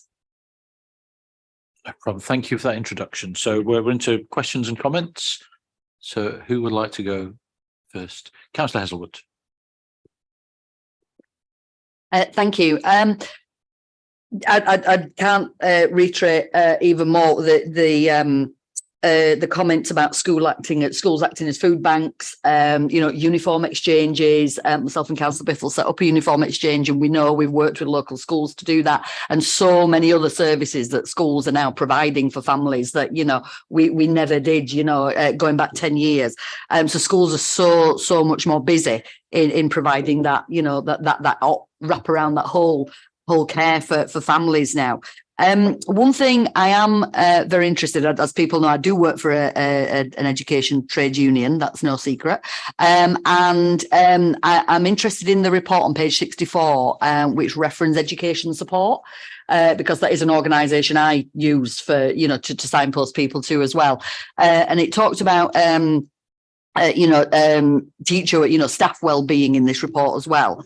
And the point that we're working with education support, we have national funding to support wellbeing for school staff. Discussions being held about what service we can offer bespoke to Leeds, and how we can help staff through education support. So I'm interested to know what work's being done with education support, because I know they are a very, very important organisation to help teachers. So I'm interested in what we're going to do in our city.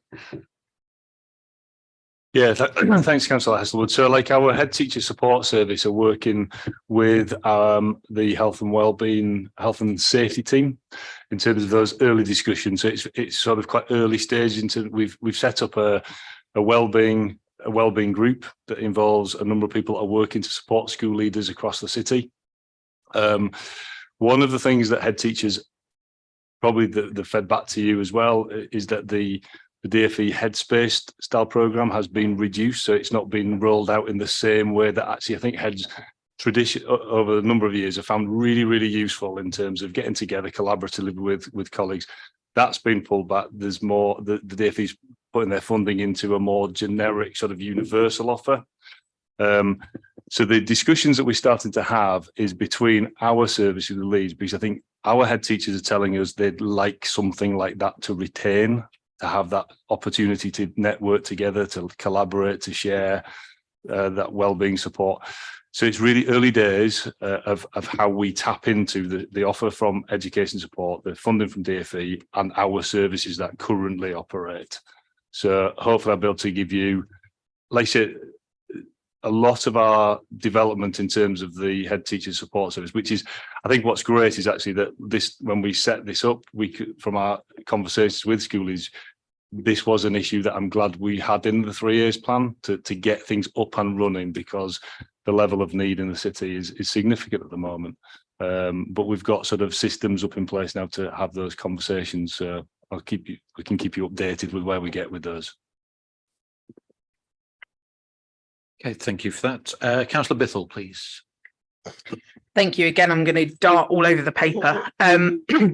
Firstly, it's absolutely a wonderful read, and I am so pleased that this strategy is working, and the team, I'm just really grateful for the work that you guys have done. So thank you.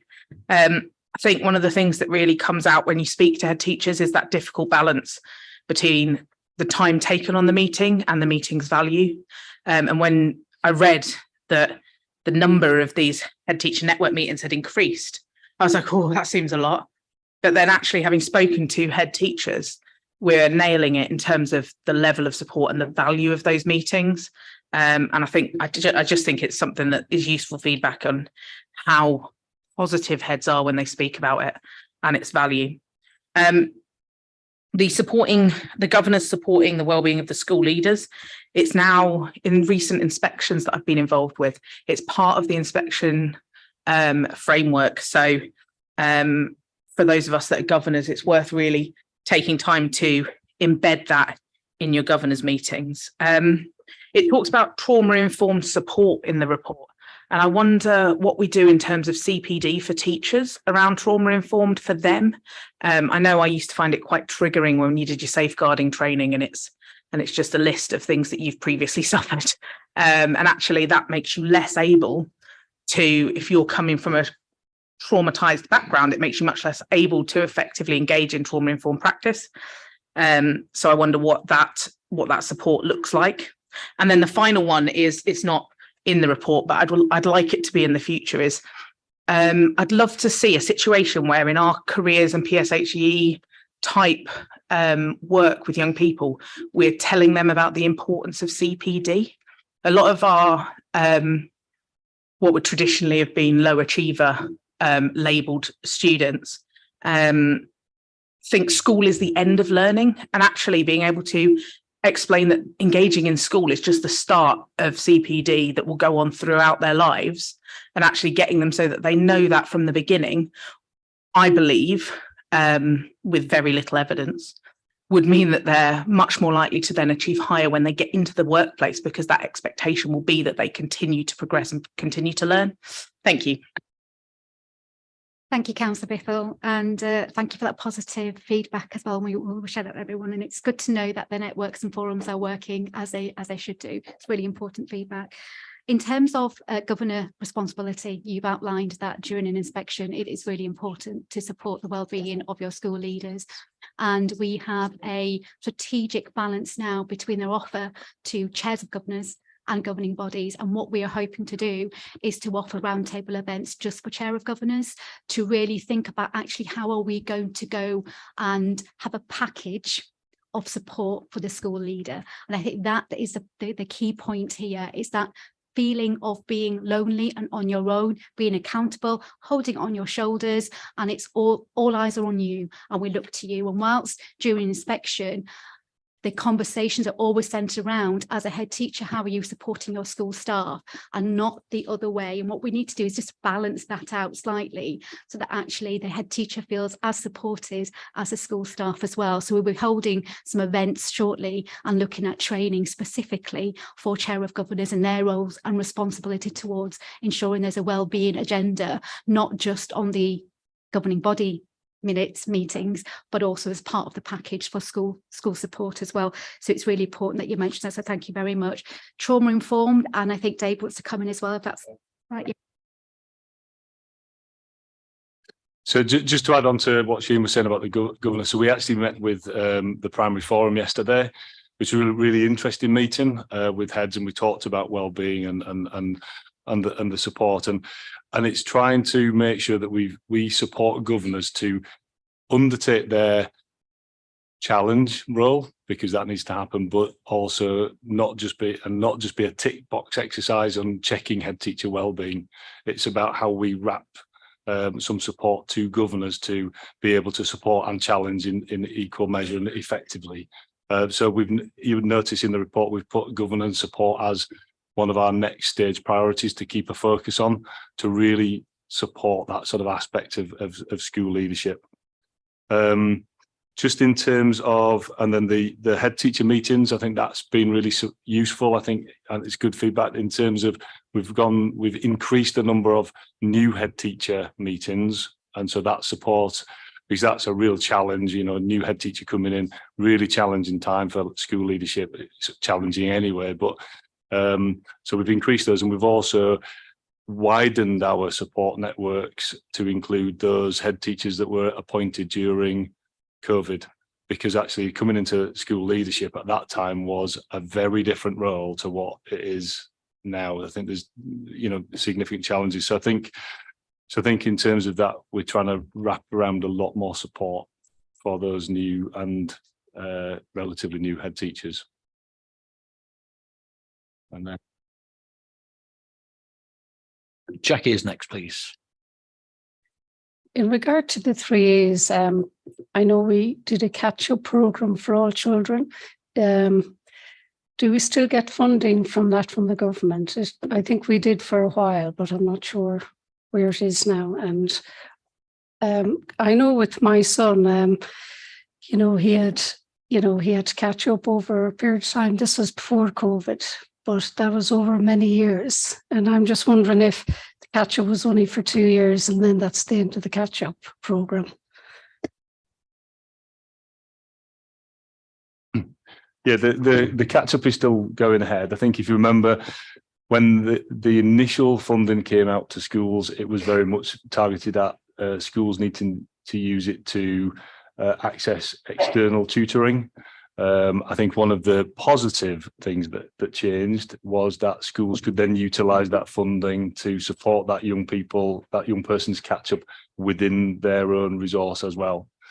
So that money for the time being, as far as we know, is remaining, which is a positive. Yeah, any money remaining is always positive. Thank you for that. Councillor Martin, please. Thank you, Chair. Yes, it's great to hear about the ways that we're countering some of the effects of the new additional pressures on teachers and head teachers. But I just wonder about the effects on morale and the measures of that in terms of teacher recruitment into school and what we're seeing in Leeds. I just wonder if you could comment on that. Thank you. I think you're absolutely right. There are insurmountable pressures and there is a drive. I think we have had conversation with the DfE to look at the correlation between the last 3 years and teacher recruitment and retention crisis, and where teachers and head teachers have left as a direct result of either an inspection but also the insurmountable pressures. And that piece of work, I think, will need to be done. But we are raising that with DfE and we will be raising that with Ofsted as well.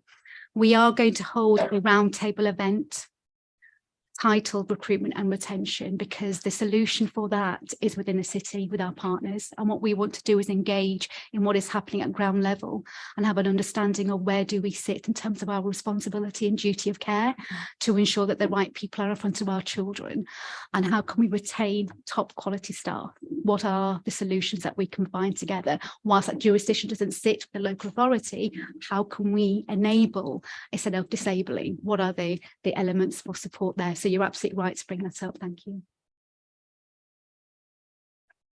Sorry. Thank you. Yeah, just so where are we in terms of vacancy levels? Are we a lot worse than other cities? Have we got any metrics on that?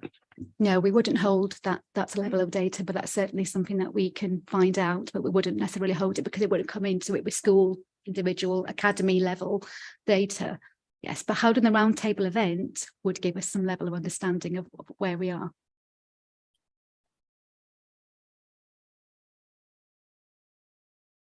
Sorry, Dave, were you wanting to come in?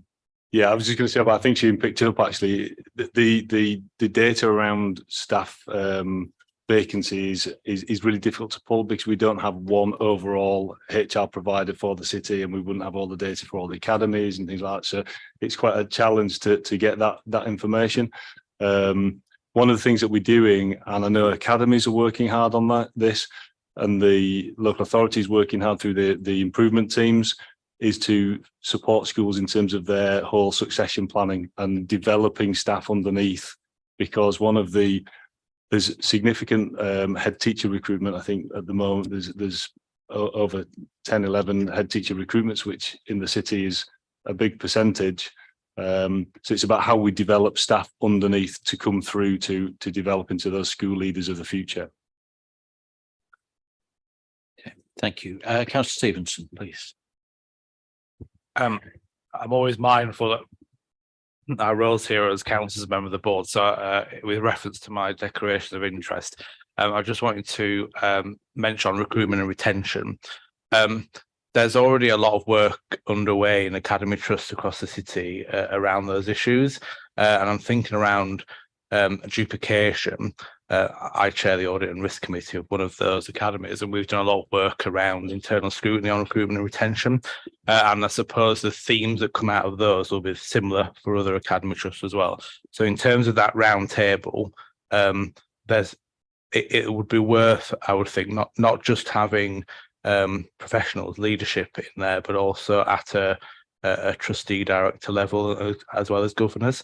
And likewise, the Leeds Teaching School Hub is really hot on this. We've recently just had an Ofsted inspection of the skip. And one of the things that's come out of that is that Leeds is actually outperforming other core cities and other skips around the area in terms of recruiting teachers. So it would obviously be a great opportunity to bring those professionals in, the principal of the Leeds Teaching School Hub as well, just to understand the themes of recruitment and retention that are already being picked up as well. Thank you, Chair. Did anyone want to come back on that? So, yeah, Councillor Pratt. Yeah, I think, of course, we'd work with all academy chains, all educational settings on recruitment and retention. It's something which affects every single school, regardless of their status and their management. I think what we need to ensure that is to make clear that this is a problem that is citywide and it's also countrywide. I would hate to reach a situation where you kind of get one set of schools which are staffed perfectly and then loads of other schools really short staffed, and it's a problem which goes right from head teachers down to support staff. Schools I've been to now are struggling to recruit at every level. And I think some of the levers of that are local, and we're doing what we can to tackle that. But many of them are national as well. People will have seen the number of teachers going on strike over pay when they've seen constant below inflation pay increases. I think it's a real term decrease of something like 20%. And then when the government are trying to offer teachers an unfunded pay rise, so that pay rise would have to come out of existing school budgets, which are already stretched because of inflation, because of increased costs. It's just unfeasible. Teachers are on strike, not just because of their own pay, but actually because of other conditions going on. The amount of cuts, 9% per pupil funding cut. In Leeds alone, we've had 24.6 million cut from the high needs block. That's money that funds children with special educational needs and disabilities. Teachers are striking because of this constant cut and the constant pressure, and the government are saying, well, yeah, you can have a small pay rise, but it's going to come out of children's education. You can see why that low morale along a lot of teachers is continuing. You can see why a lot of teachers are not staying in the profession. So while we will do everything within our power to work with academies, preschools, anyone will work with us, to be honest, to improve that teacher retention, there are some national levers that we just don't control and that need sorting at a national level. Okay. Councillor Hazelwood. Yeah, absolutely. Following on from Councillor Pryor, he has made some of the points I was going to make. But one of the ways to recognise the value of teachers is to offer that fully funded pay rise.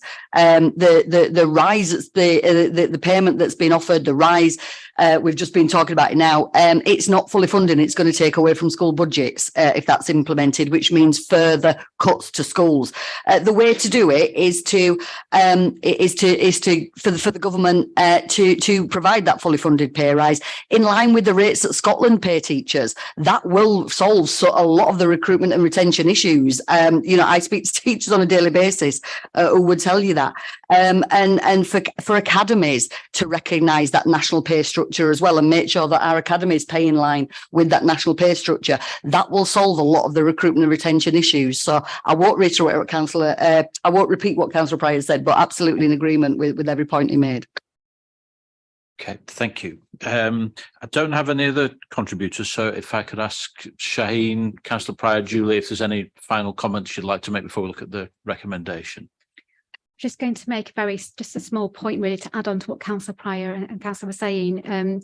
It's a loss of faith and credibility. I think that's really important in terms of unfunded pay rise, and the catch-22 situation that will result in loss of staff, because they can't fund the staff they already have. So to unfund, have a budget that doesn't allow for extra staff to be recruited means it will need to be looked at in entirety. And actually, I think it's very immoral, because what we're leading schools to is a deficit budget, and we don't want in Leeds our schools to be in that position where they are having to fund or choose between, as Councillor Pryor said, an education and a member of staff. It's wholly immoral. So any national levers and conversations that we can have higher up would be very, very important in this round.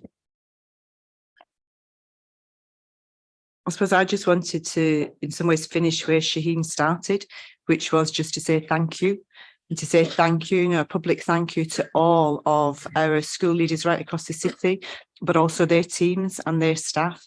I think it's never been as apparent to us as it is now, in terms of, as Shaheen has said, the way in which they really all roads lead to those school leaders in terms of the duty of care of staff, the duty of care to their children and families. And I think, just having had some recent conversation with school leaders last week, this week we've got more meetings towards the end of this week.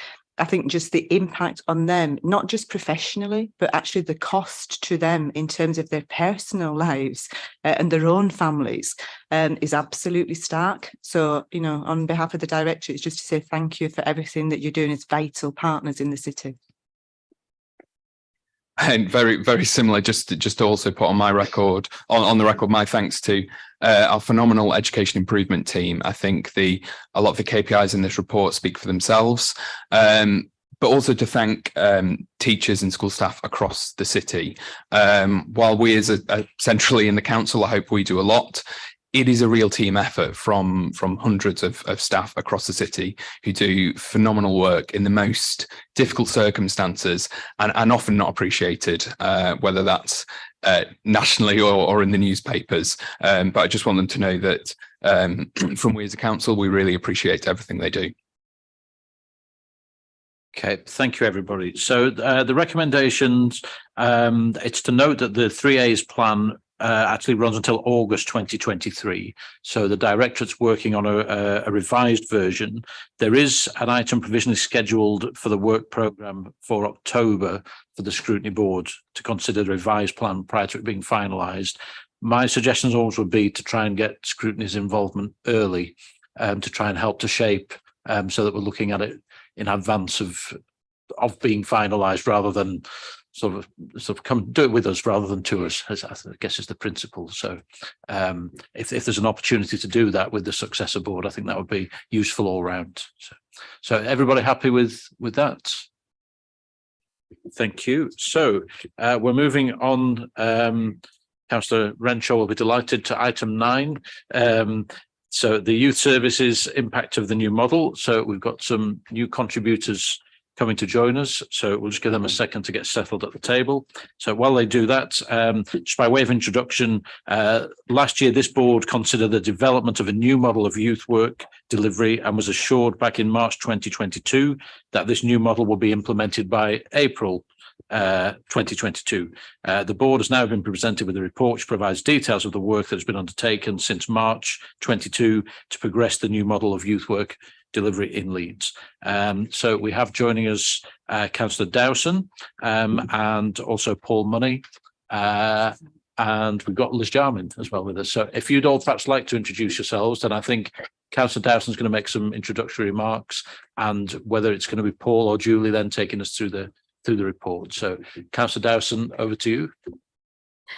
Right, first thing I'd like to say is how nice it is to be back with Children and Family Scrutiny. Yeah, I think it's a great scrutiny board, and it's lovely to see so many faces. So you've got the experience and lots of new people as well. Thank you, Chair.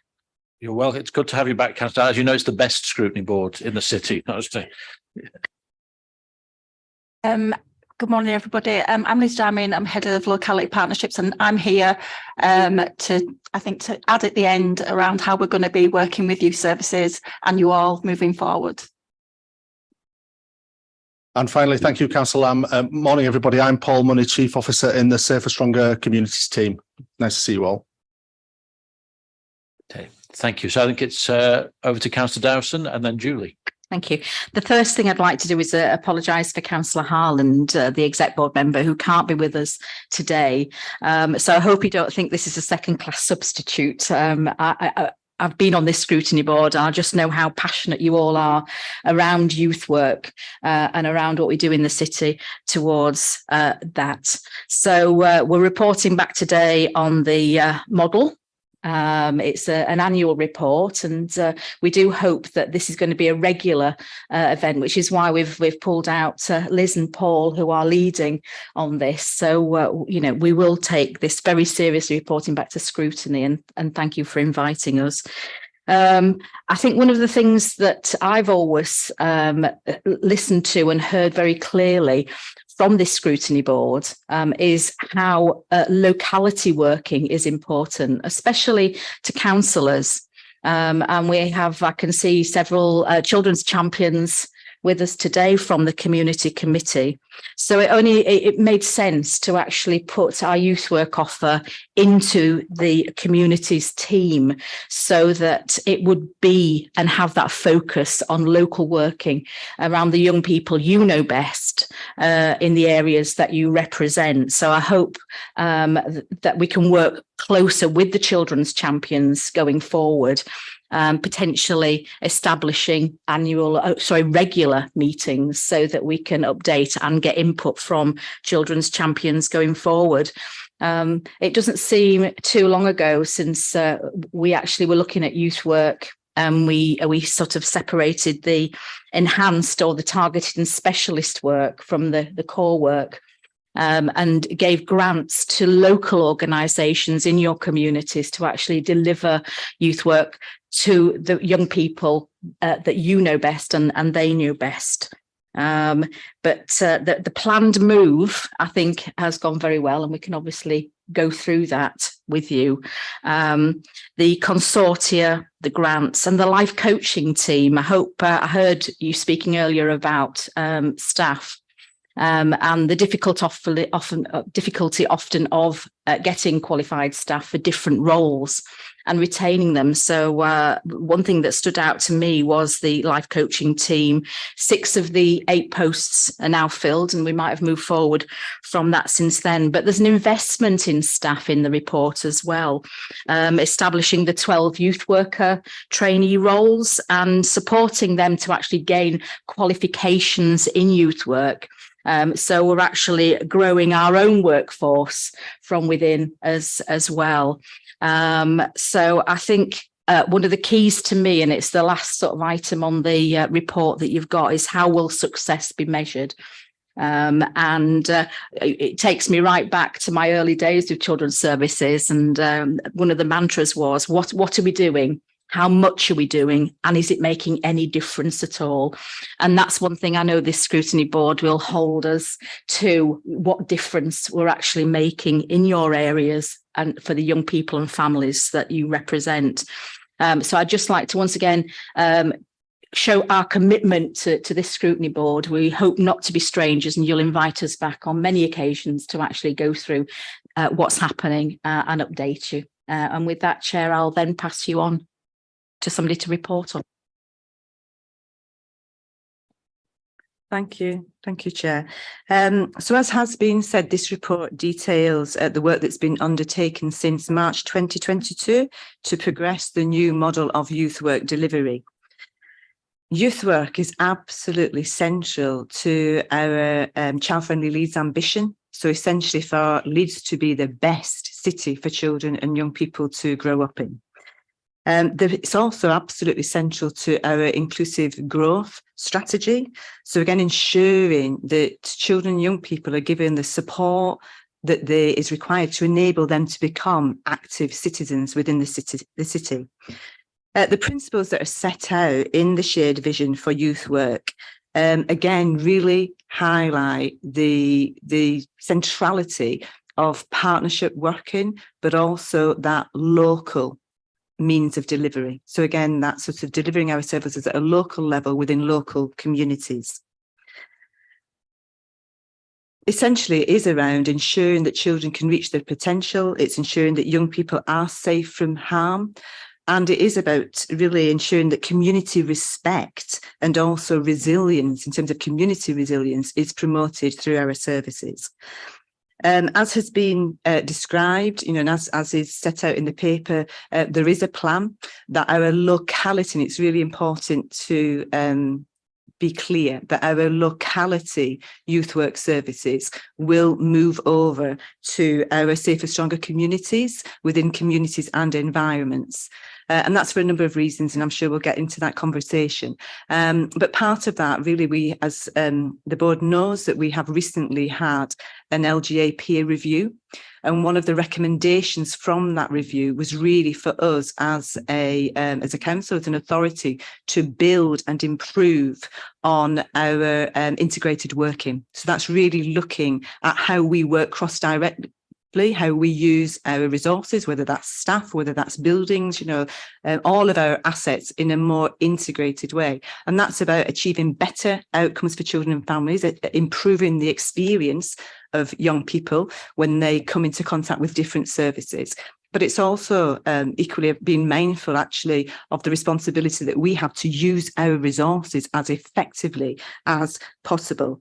The plan will be that some of our existing youth work services do remain within the Children and Families Directorate and do remain under the responsibility of the Director of Children's Services and the lead member for Children and Families. And those services are our return home interview services.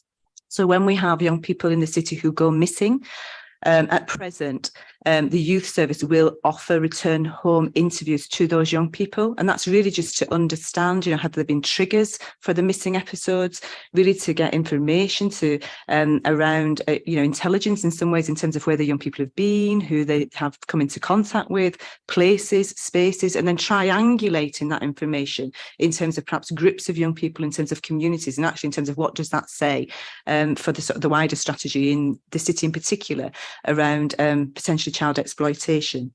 So the return home interview, the plan is that will stay within children and families. Also, the pathways team.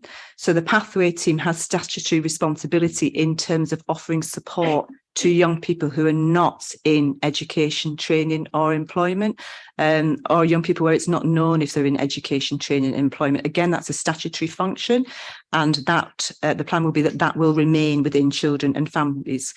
Also, the life coaches. So the life coaches, as have already been referenced, have got a real focus in relation to working with children on the edge of care, also to, again, support those children who are not in education, training or employment, or who are at risk of becoming not in education, training and employment. And also they have a real focus in terms of supporting, in particular, adolescent mental health. In addition, the plan will be that the activity centres that we have within the city also remain under the responsibility of the Director of Children and Families. And that's because they provide a range of services, both to children looked after, to care leavers, again, to children on the edge of care, to our foster carers. So for that reason, there's a really clear rationale why those services, the plan is that they will remain within the Children and Families Directorate. But I'll leave it there. I'm really happy to answer questions. Thank you. I've just took the liberty of writing down Councillor Renshaw as wanting to ask some questions on this one. Thank you, Chair. I've just added to the list, but I'd like to say thank you for the information that you've already given us. Regarding the life coaching, what is the difference between the life coaching and the service that the youth service used to provide one-to-one for those children who were withdrawn, suffering mental health, etc.?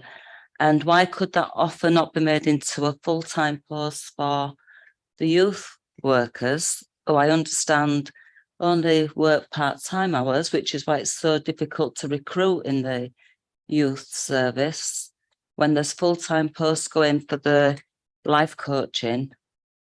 And how are these life coaches going to access schools and build up those links with children who are requiring support in education? Because a lot of the academies employ their own young people's service, or they employ one of their own within their own cluster.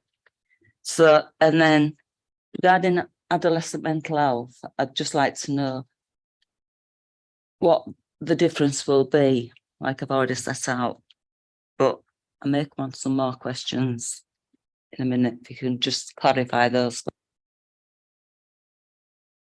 Thank you, Councillor Renshaw. So essentially, when we established the life coach posts, we wanted them to have a real focus, in particular, around adolescent mental health. Part of that was really that we've seen an increasing demand within the city around mental health in general, but in particular around adolescent mental health. I think we've referenced before at Scrutiny the increasing numbers of children coming into care who are adolescents. So we really, we recognise that there's a whole system in terms of offering support to children and families, but that we do need to target resource in particular areas at particular times. So one of the real drivers for the life coaches was specifically around adolescent mental health. That then, as I've said, does link in relation to children on the edge of care, so children who are at risk of coming into care.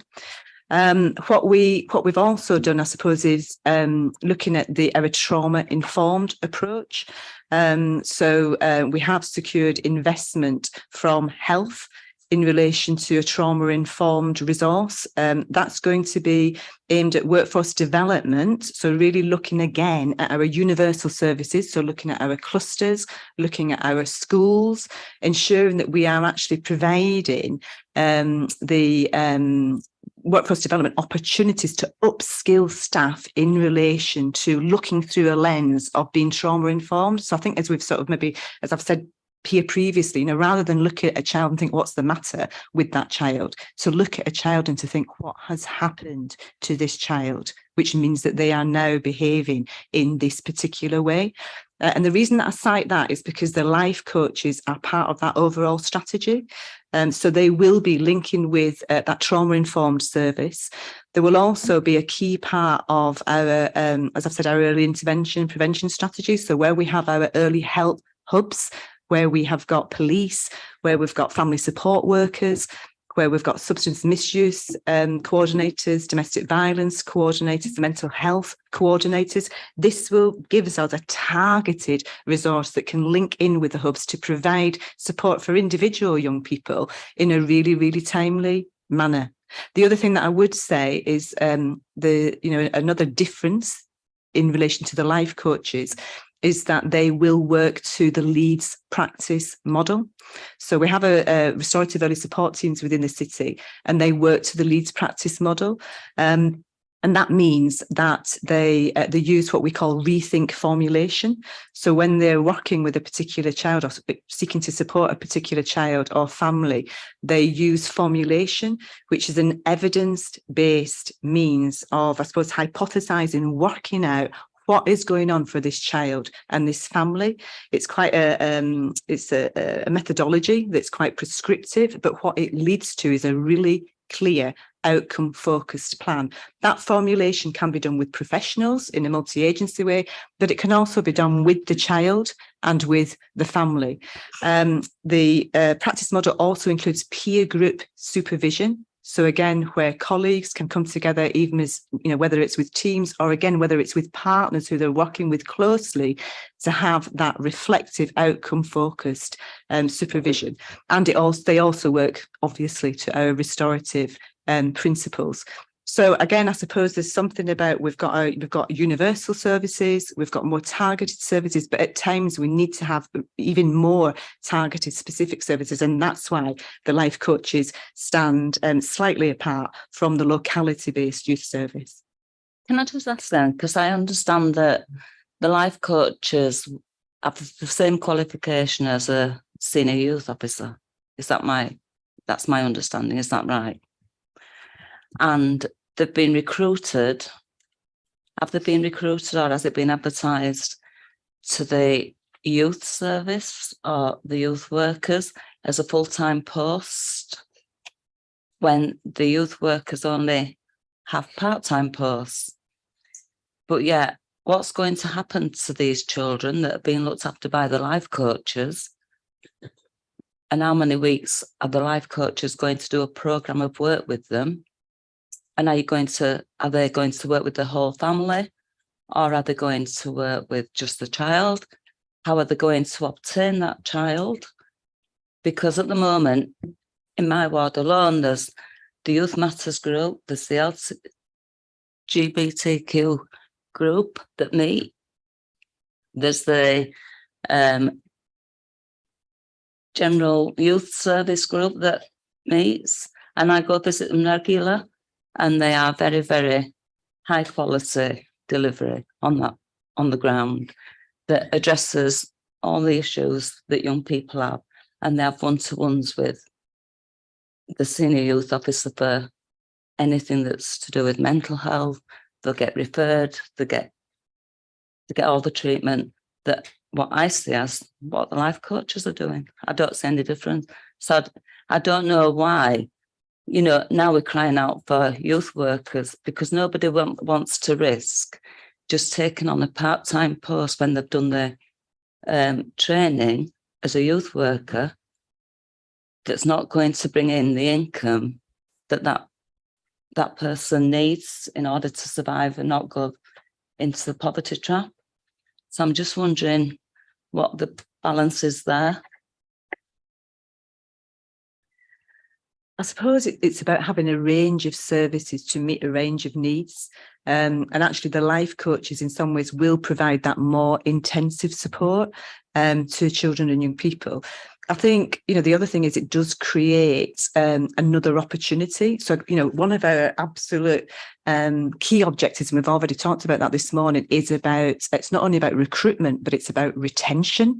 And actually, this does give another option, whether that's for existing youth workers who perhaps are working part-time in terms of progression, or just to take up an alternative role. I think it does, again, diversify that workforce. You're right in terms of, the skills and the knowledge and experience. But I think it is about creating a range of opportunities. But I suppose just to be clear, the life coaches do have a different role. There'll be similarities, but to be honest with you, there will be similarities between family support workers and the provision that youth workers deliver. There will be similarities, and there will be similarities in terms of the experience and the knowledge that those workers have across the board. That's not to minimise or detract for 1 minute the professional particular knowledge and experience that we would be looking for in our youth workers, but the life coaches do have a different role. And that's because, in a sense, the evidence has been there that has been required in the city, specifically around adolescents on the edge of care, and adolescents who do have mental health problems, social and emotional mental health issues. Okay, I'd like to declare an interest at that point, because my daughter's had one-to-one with the youth service, and I can say it was very high quality, and it did address the issues at that time, which is why I can't see any difference in the two roles. No. And Councillor Renshaw, I am sitting here as Interim Director of Children and Families, and I would want to be absolutely explicit in terms of the value that youth work has in this local authority. And I would also want to highlight that where other local authorities across the country have cut their youth service, where they no longer have a youth service. Leeds, the local authority, the Children and Families Director, has been absolutely committed, not just to retaining that, but to growing that and to developing that. And that's where I see the life coaches being part of that response to emerging needs. What we know, and again, part of part of our success, but really I'll rephrase that in terms of parts, the way in which we're able to respond to the needs of children is to change, to innovate, to develop in response to emerging need. And that's where the life coaches come in. So it's not, it's not that one is any better than the other. This is about partnership working, and it's about providing a system to children and families that will meet their needs. Okay, Councillor Venn, I think you wanted to come in. Yeah, thank you, Chair. I just thought I'd come in because youth work isn't in my portfolio anymore, but it did used to be. So I developed the current model with the youth service and then handed it over to Councillor Harland to implement.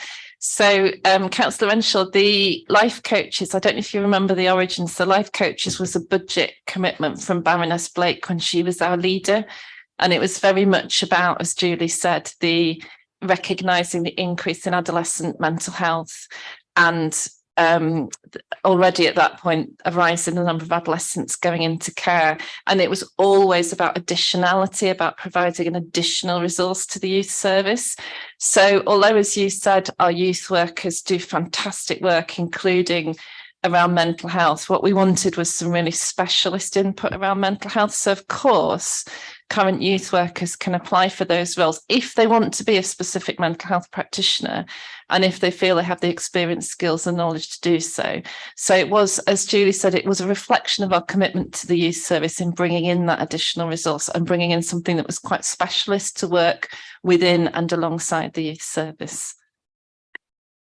Thank you. Jackie, please. Hi, I'm delighted to see that youth work has been given a status now. They're working with Leeds University with a youth work apprenticeship degree, level 6, and that's absolutely fantastic, because when we were on the ground a few years ago, that was the one thing the youth workers were saying, that they felt they had no status. And at least by having a degree in youth work, it means that there is a status for youth work, and it is really important. And I really am delighted this is here. Thank you, Councillor Bennett. I just wanted to add to that, we've been really mindful of that within the Directorate as well. And it's a national issue that youth work generally is not seen as on parity with social work, for example, where it should be in terms of the specific skills that those staff had. And within the directorate, we've done a number of things over the years to increase the status of youth work. So the head of early help, Vicky Fuggles, used to be the head of youth service, and to have someone in that really senior role from a youth work background feels really important, because quite rightly, most directors of children's services come from social work education, which is necessary, but it's really important that you have people from a youth work background at a senior level as well, and I'm proud to say we do in Leeds. We had, just before the pandemic, we had a youth work conference, which was going to be an annual event. We need to revive it again after the pandemic, because that was very much about giving youth work that profile, celebrating youth work, because you're right, it hasn't traditionally had the status it should have, and we're very committed to providing that in Leeds. Thank you. Okay, thank you for that. Councillor Forsyth, please. Oh, right. Thank you. I was minded during this discussion of a saying that used to be, it takes a community to raise a child. And I thought we've lost that. So I very much welcome this move back to the sort of, the localities of it. So in terms of that, and I do think about my own ward as well, what's needed is other facilities for that. And I wonder whether will be any sort of auditing of what facilities are actually available for youth work. And let me go back to something I said earlier about the green spaces. And I'm referencing here on page 78, the 22, and it says, obviously, there's the reference to zero carbon and how important this is going to be for the future. As a secondary science teacher, I know fully that one of the things that often encouraged engagement with the less engaged youth was very often starting to grow things. And I know that the survey that was done, the youth, a lot of them were saying they wanted to be cooking, and that's something that's gone from the school curriculum. And something else which was quite difficult, I wasn't able to actually introduce horticulture in the last school that I was at, was, should we be thinking going forward about being able to use our green spaces as facilities as well, is my question really. Thanks. Thank you. So absolutely. And again, I think you'll see in the report where we've got reference to a range of different provision. So it talks about centre-based provision. It talks about, mobile van provision. So where we take the youth service out to particular areas where perhaps there's not centre provision, where we've got our detached youth work provision. So again, taking that service to, I suppose, the places and the spaces that young people have claimed as their own. But equally, I think it's an ongoing conversation with young people and with communities in terms of, where it's required.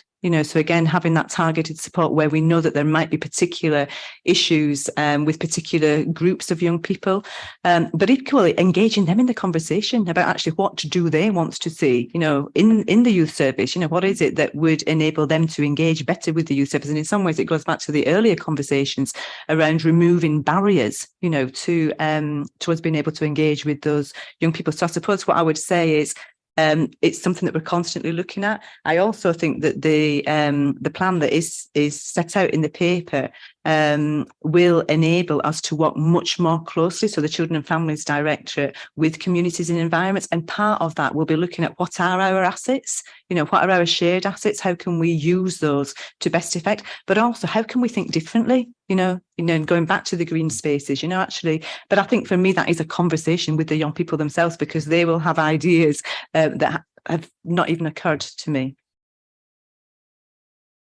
Can I just come back very quickly? Something I didn't say is it's about the young people. I mean, I think about some of the behaviour that there's sort of destroyed trees that have been planted and things, for them to be able to value the green spaces as well as part of that work. Thank you. Yeah, and I think that's really, really important, because I think we've talked, the paper talks, and we've talked earlier about our role as professionals in in educating young people in its broadest sense and enabling them to become the citizens of tomorrow. And part of that is about having pride and ownership in their local communities and recognising, the things that can impact or have negative impacts on their local communities. So again, absolutely, that issue and other issues are a feature of the ongoing conversations, whether that's one-to-one work, whether it's group work or detached work.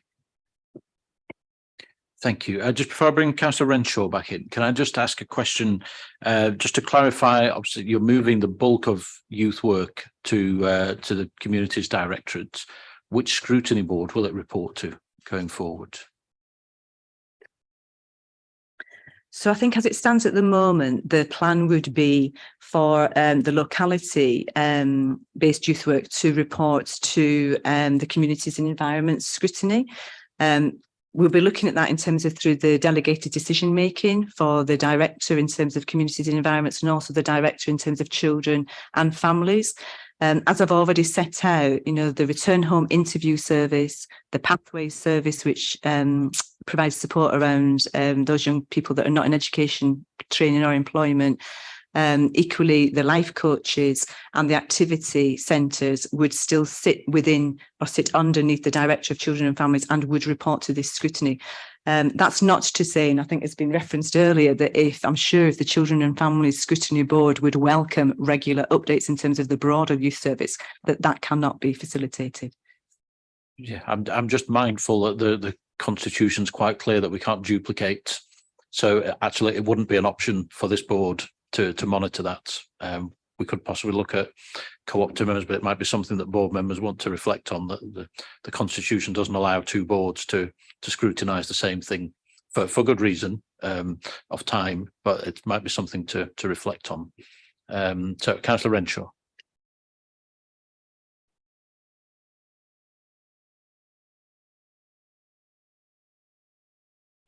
Sorry, I was going to ask something quite similar to that question, but regarding the climate emergency work, the youth team have already been involved in that. I don't know if they've been involved in it throughout the city, but I know they have in Arsley and Robin Hood. So I'd like you to pass on my thanks to that team, because they've done it in more than one area of the ward, not only planting trees, but picking fruit from the orchard and putting cardboard around the plants, which has been sort of a recycling thing. I don't know if Liz is aware, but I'm sure you'll have seen it. And so I just like my thanks passing on. So I'm just wondering, I'm still a bit confused as to what difference the work will be between, I keep having to look up the name of these new recruits, life coaching team and the youth service team, and what different qualities is there in their qualification? Because like I've said before, they already have one-to-ones in the youth team. So I'm still a bit baffled by how they're going to work.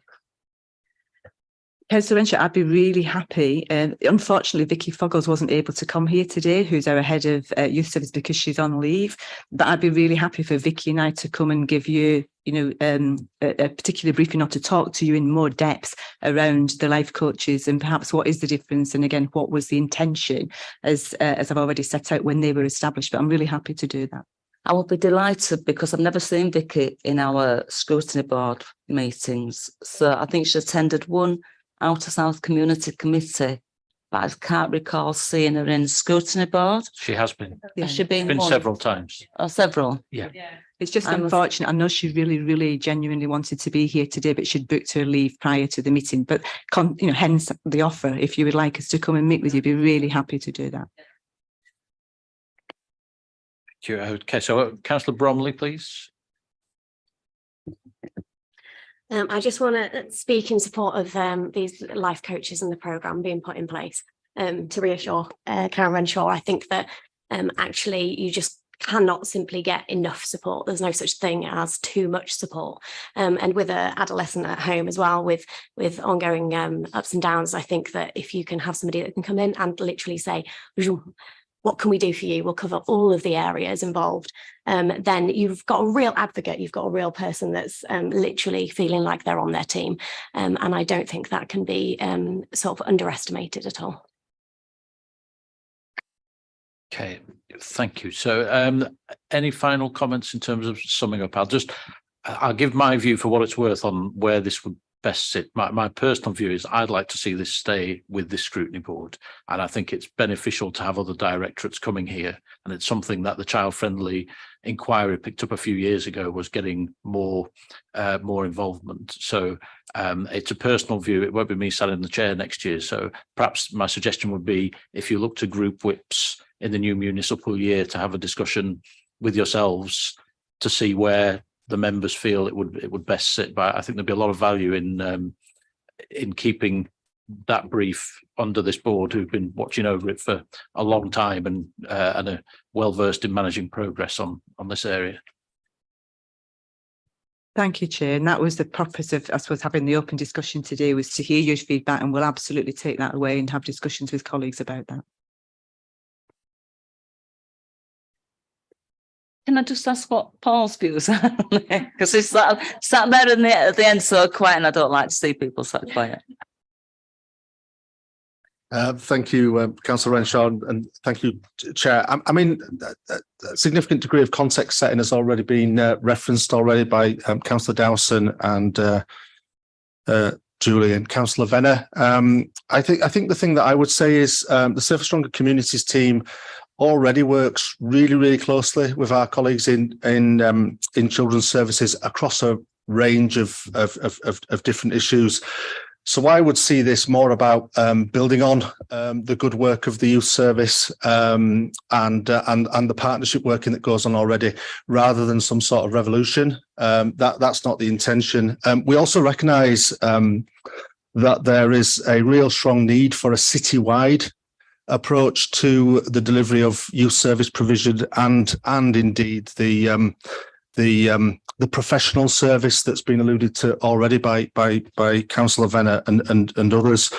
So there are no intentions in terms of any kind of structural alterations there. This is more about, as I say, building on the good work already and thinking about closer alignment from a locality perspective, but also thinking about some of the key themes that our young people and children are at risk of in the city, and thinking about how we can work with early help, and how we can work with our police colleagues, and how we can work with a range of other resources working in that locality setting, to ensure that we've got that early intervention approach as effective as it can be, and that the problem-solving arrangements are delivering.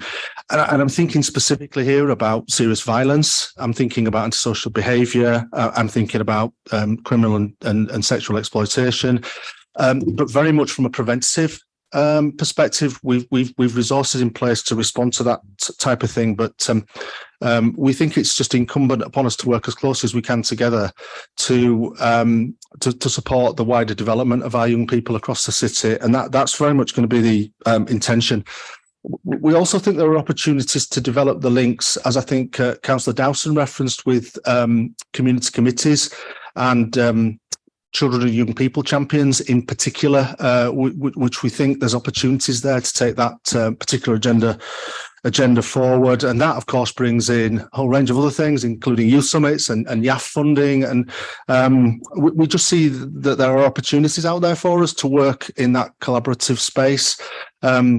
So I'm not getting a sense anyone thinks this, but it really would not be right to think about this as a service that's just moving across to another area, and we'll approach it differently. It's about building on what's working already.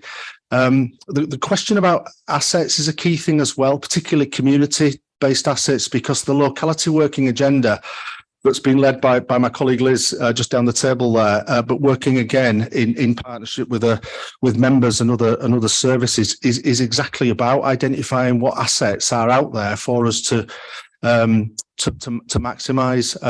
So it's really about opportunity. Is this? but I will also welcome the conversation about governance and about accountability. Just had a quick chat with Julie there about the observations, Councillor Lamb, that you made around scrutiny. And there's some other thinking we need to do in and around this, but really happy to support any conversation in this particular scrutiny board moving forwards as you see fit. I think that's probably all I would want to say without repeating what other colleagues have said. Thank you. Okay, thank you. And thank you very much, everybody. So the recommendation that we've got is for the board to support and endorse the approach being taken to continue developing a joined up and consistent approach to the quality assurance and promotion of the youth work offer in Leeds. So can I take it everybody's happy to do that? Splendid. Okay, so we move on to item 10, which is the end of year scrutiny board statement. So thank you. Each board now produces an end of year statement to complement the broader scrutiny annual report. The 2022-23 end of year statement has been circulated for members' consideration and approval. So can I ask if everyone's happy to approve? Splendid. Thank you very much. So that is done. Item 11, we're moving on to the work schedule. So I'll let Angela do her bit first. Thank you, Chair. So given that today's meeting is expected to be the board's final formal public meeting for this year, there's a draft work schedule for the new municipal year that's set out in Appendix 1 for members' consideration. So you'll note that it includes preliminary future meeting dates. It reflects known items of scrutiny activity that includes performance and budget monitoring, but also has other identified areas of work that this board has already recommended for the successor board to pursue. But should there be any other suggestions at this stage, then obviously that would get reflected in the minutes that will also go to the first meeting of the new successor board. Thank you. Okay, thank you. So just before we move on from this item, there's a few comments and thank yous, I think. So there's a few members that are retiring from the council this time. So Councillor Reagan obviously is being substituted for today, so we sent her good wishes. Councillor Forsyth, you have our warmest wishes and thank you for all your contributions to the board. We will miss you around this table. Co-opted members, Kate unfortunately isn't here. We managed to wangle it so she could stay on for a bit longer than her term, and certainly I know she's interested in continuing, so I would certainly support if there's a way of doing that. She's made a very valuable contribution over a number of years.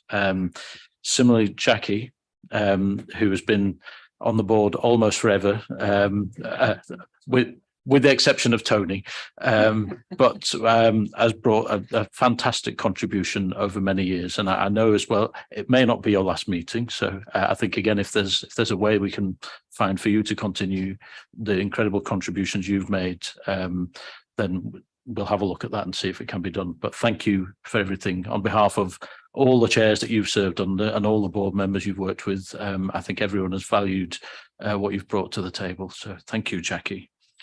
There'll be quite a number of, it's quite a long list of our members who are up for election. Some are retiring, some are not. I can't wish everybody luck around the table. I wasn't being honest, but I wish everybody well in the elections. And then finally, this will be Angela's last meeting supporting this board, as she'll be moving on to I'm not sure which board are you going to? Health Scrutiny. Sorry, just dedicating to that now. Yeah. So and I can and I've always appreciated the work that the principal scrutiny advisors do, but never quite as much as I did when I became a chair. And I couldn't have done this job without Angela, who has been an absolute fantastic support. It looks easy and seamless most of the time, but there's often frantic things going on at the last minute. And so, yes, yeah, no.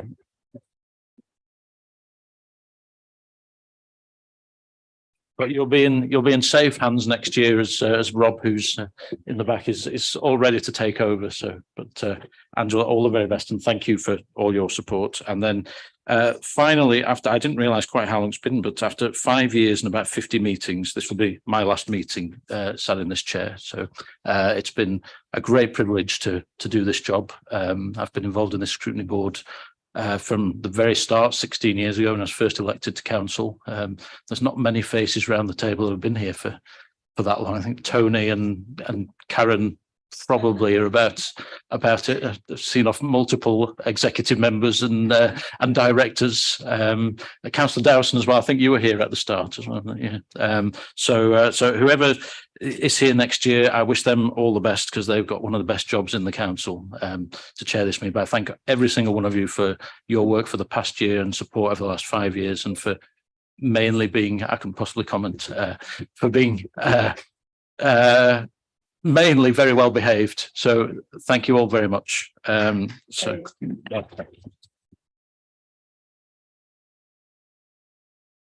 Thank you. So my final act is to go to item 12. The date and time of the next meeting is Wednesday, the 7th of June, which seems miles away, at 10 o'clock. They've put down a pre-meeting at 9:30. My practice has been to have short meetings, so whether the new chair will stick with that, I've got no idea. But thank you all very much for today and for all the work that we've done, and see you all soon. Thank you.